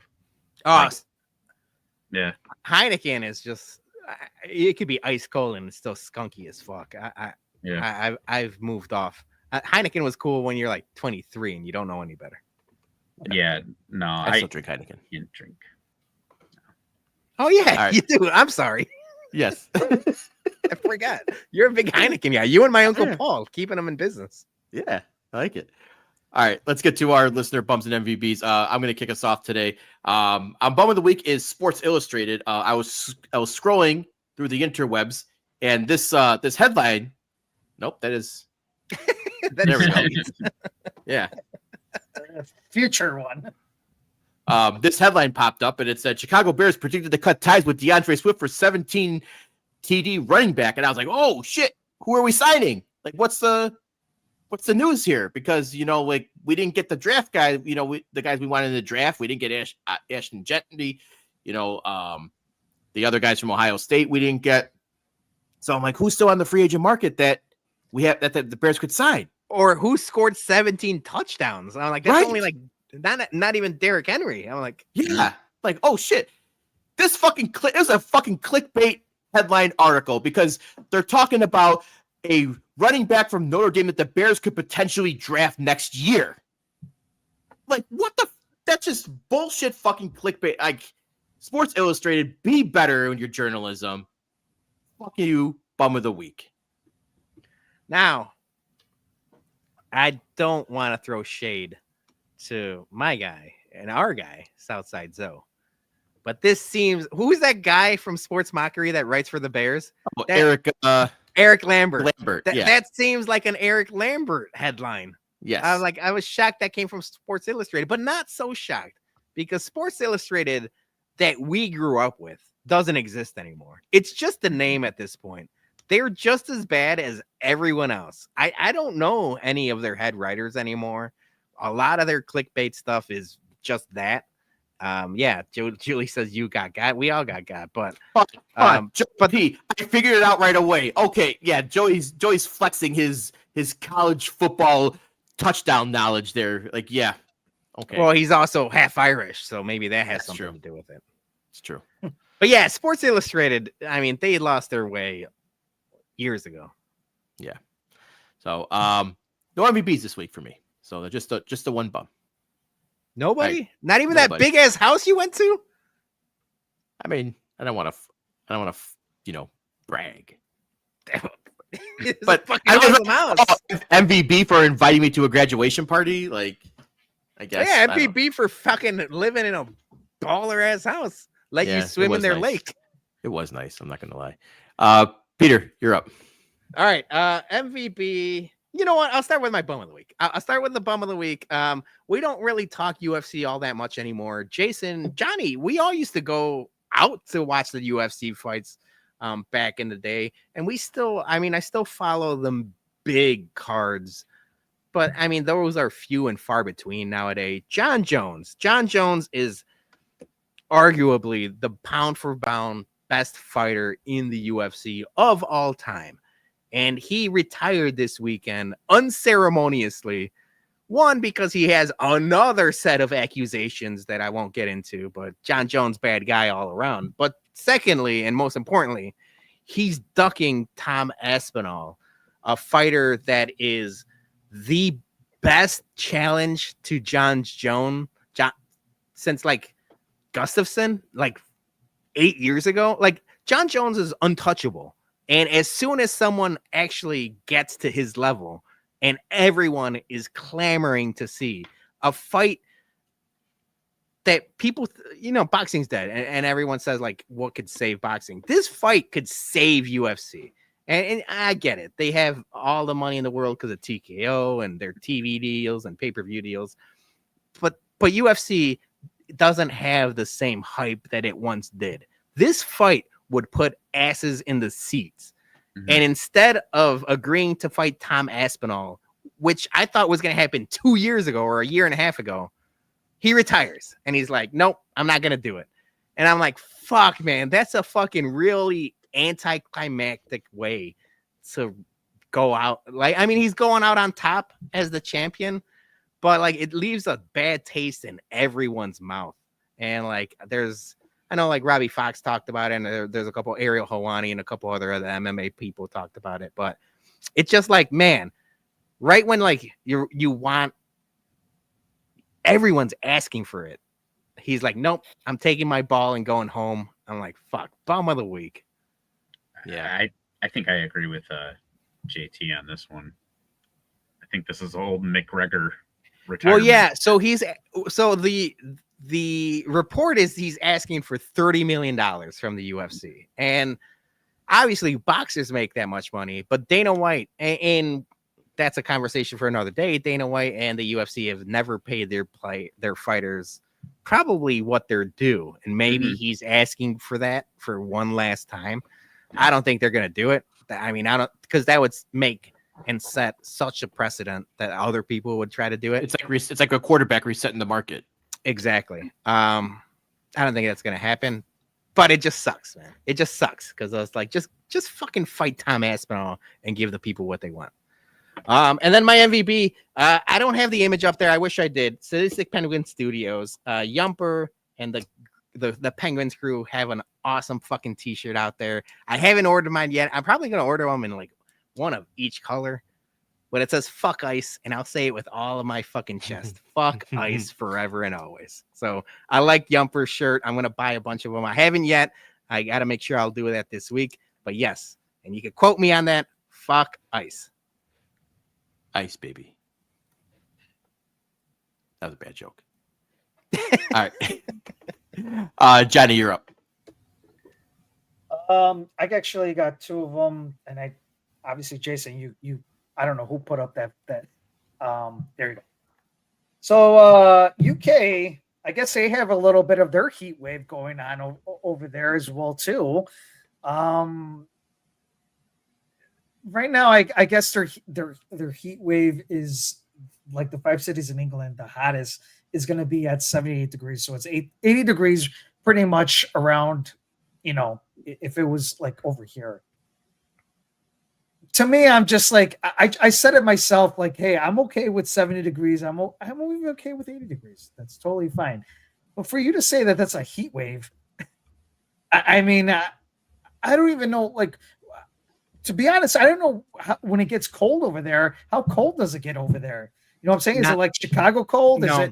Is it like get to a point where like is 40 degrees way too cold for you guys, or even 50 degrees? I know when you're going to Florida or something like that, when it gets to a certain degrees, a certain temp, they're like saying this is way too cold, this is too much. Again, you know what? There's places where it's a lot hotter than it is in Illinois. Like I said, I mentioned Texas, where they have the heat's really hot as well too. But to me, 80 degrees is not hot. It's not a heat wave. It's not going to be, where it's going to like be, you can't go outside or anything like that. To me, that's comfortable. I feel it's a very comfortable temperature. Once it start hitting the 90s, I don't think I could do it. I'll say it myself. I can't stand the heat when it comes to 90s. But that's one of my bums of the week over here. Yeah, so the argument is there's no AC at all in England. They die when the temperature goes over 80, and also when it like super drops too. I know like it doesn't get like wind chill temperatures cold over there. But yeah, their infrastructure is just a lot older. But 78.8 is not bad. Yeah, I mean, no, that's what I'm saying. Like, I could understand if it's like 90 degrees and they don't have no AC. Okay, I'll complain as well too. But you can open up the windows. You'll be totally fine. They got fans, right? I mean, if they don't get ACs, I'm sure they have fans. Like where they could put, There's an English version of Dougie that's hot tubbing with some stouts in 78.8. Oh shit. But yeah, that's one of my bums. The second bum is FanDuel. Obviously, I'm pretty sure you guys saw this on your timelines if you're a betting type of person. FanDuel, when Tyrese he went down with that injury. If you had him in a parlay, if you had him in a single bet or whatever, nothing happened. DraftKings, they refunded all losing bets that included Tyrese on markets that were undetermined before he left the game. This includes single and parlay wagers, where he was the only losing selection. So they credit all that stuff within 48 hours. Fanatics, same thing. In accordance with their fair play, player prop bets will either get refunded in cash or settled as a win if part of a parlay the rest of you bet will still play out. Any bet settled before the injury will stand. So at least they did something, to try to like help people out who were betting if they had a parlay or a single bet with Tyrese. DraftKings does not do that at all. They just left it as it is. I had a bet going on. I sent it over to the group chat as well too, and he was doing well. He had 9 points like right off the bat. So I thought that he definitely would have hit that. Not to say that, I would have won that parlay because I had a couple other, players in that parlay, but for FanDuel to do something like that and not honor something where a player gets injured and refund or try to do something to help out with that bet, to me, I feel like, that's a bum move. Greedy. Yes. Yep. Greedy ass move. I think a lot of people are going to be jumping the DraftKings and like other sports books after that because they win over fans. It's an easy way to win over fans. Yep. They fucked up. Yeah. All right, Johnny, MVP or no? No MVP. Okay, Dougie, take us home. Vololo Museum MVP. Yes. Yeah, Vololo Museum. Yeah, MVP. My first bum is going out to people who wear natural organic deodorants in these 100-degree weathers. You have to smell yourself. I mean, you smell yourself. Is it a woman's deodorant? No, it's degree. Oh. Yeah. I mean, when you smell. Don't make everybody else smell you. You want to be a hippie, stay inside, go quarantine yourself like we did in COVID. I don't want to smell you. So bum of the week goes out to them. My second bum of the week goes out to the designer of those shitty NBA Finals championship hats. There is nothing that I think of more than the Bulls championship hats and how unique they were and how awesome. Like, knowing that the team was going to win, I was like, man, I cannot wait to see what they're going to do. And that one year they had, the leather patch from the, the basketball on the side. And, they were just so creative. This hat that they did, it was something that, like, I had the tweet out there. It looks like something from Temu. It was just so very generic. There was nothing to it. There was no oomph to it. There was nothing that told me, like, hey, I'm a champion, besides the word champion. So to them, bum of the week. And I'm sure that those things are probably like $45 a piece. So, it's brutal. Lastly, Jay, you got a picture of it you could show? Yeah, I'm trying. Someone's sharing. Stop sharing, Peter. I'm not sharing anything. Get the damn comment off. You I don't know. It says it says I can't share because there's a media stream already. There we go. But yeah, I mean, championship logo, and then it just champions. Like, there's just nothing to it. Rope hat. I don't know, dude. $40. Right. There you go. The hat itself, yeah, it sucks. This now seeing it, and I saw someone. I think Dougie, you were going back and forth with someone on White Sox Twitter talking about it. Yeah.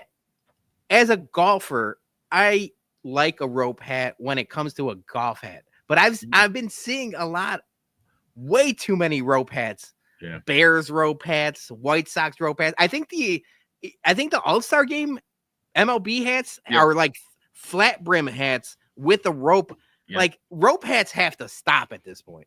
Yeah. Yeah. Not good. It was cool. It's cool when you do it every once in a while. Now they're just oversaturating the market with them, but I don't know. It just for me or whatever, like, if I was, an OKC fan, I would just be super disappointed in that. Like, it just doesn't, there's nothing that screams that it's special. So I don't know. Maybe I'm getting angry for them and they don't really give a shit, but no, we're all hat guys on this podcast. Yeah. Like, we're oh, sorry, Jay. I'm not a big hat guy. Jay's not, but you wear your kickflip thrifts bucket hat to the tailgate. I like that. That looks good. So I like your, that. I wore it on Saturday when I was in the lake, and it was. No. I like rope hats when they're golf hats. Dougie, you got me a great Masters hat. That's a rope hat. I love that hat. I wear it special occasions only at this point.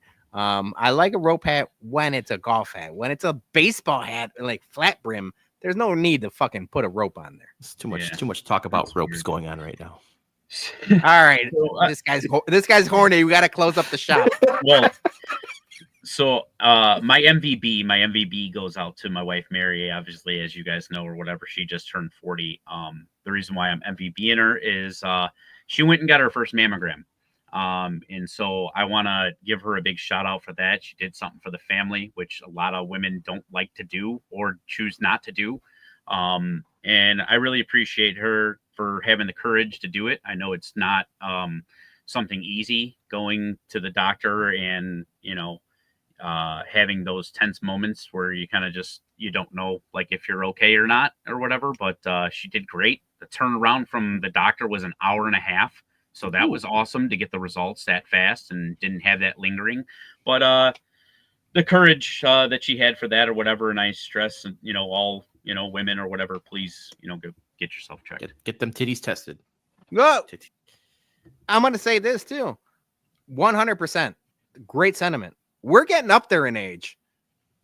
Dude, it's got to get tested too. So this is, equal opportunity. Get the mammograms, get the prostates tested. I know, I just turned 40. I probably should. Jay, you're a little older than us. You get your test. We talked about doing group vasectomies. Maybe we do group prostate tests.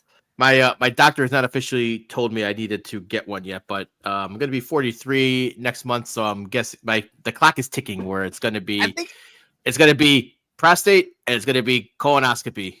It's coming. I think there's gonna be there's gonna be a lot of insertion going on. There is a group. End. It was Rob McElhenney and Ryan Reynolds. They got their prostates tested and they were like betting on who had less polyps. So maybe we could do something like that as a group. Make it a competition. Yeah, I got so much fucking caked up double cheeseburgers in my colon. I'm probably fucked. That's awesome, Jared. Yeah, that's awesome. Hell yeah. But no, this is very much important. Dougie, I'm glad you brought this up. This is a good way to end the show. Yep. All right, and shout out to our top 3: Sam Reeves, Joey P, and JT. I don't know how this. You know what? Comments. Though We might have to stop. the YouTube rankings are the YouTube rankings. I'm giving the Jerry O'Sullivan. Yep. JT and Jerry O'Sullivan were kicking ass in the comments all show long. So the YouTube got their rankings. Maybe we got to do our rankings at the end of the show. But before we let everyone go, Jay, do your best promo one last time. All right. This Saturday, everyone, Lot B, Whiskey Comiskey at noon-ish. And if, like Peter mentioned last week, if you show up early, help us set up. Because we're going to have makers. We're going to have Removal Other Half Beer and Fire and Water Barbecue. We're going to have, it's like I said, it's fully loaded. There's something for everyone. We got bourbon, we got beer, we got barbecue, the triple Bs. So get there, get ready to be fed, to be drink. It's going to be a great time. Thank you for everyone who was already RSVP'd. Please RSVP if you haven't already. We got to keep that menu count in check for everyone. So thank you, everyone. We'll see you on Saturday. Make sure you get that sunscreen going. Have the guns out, get the hat, stay hydrated. We'll see you all Sunday. We're drinking water, we're drinking beer, and then we're drinking water again.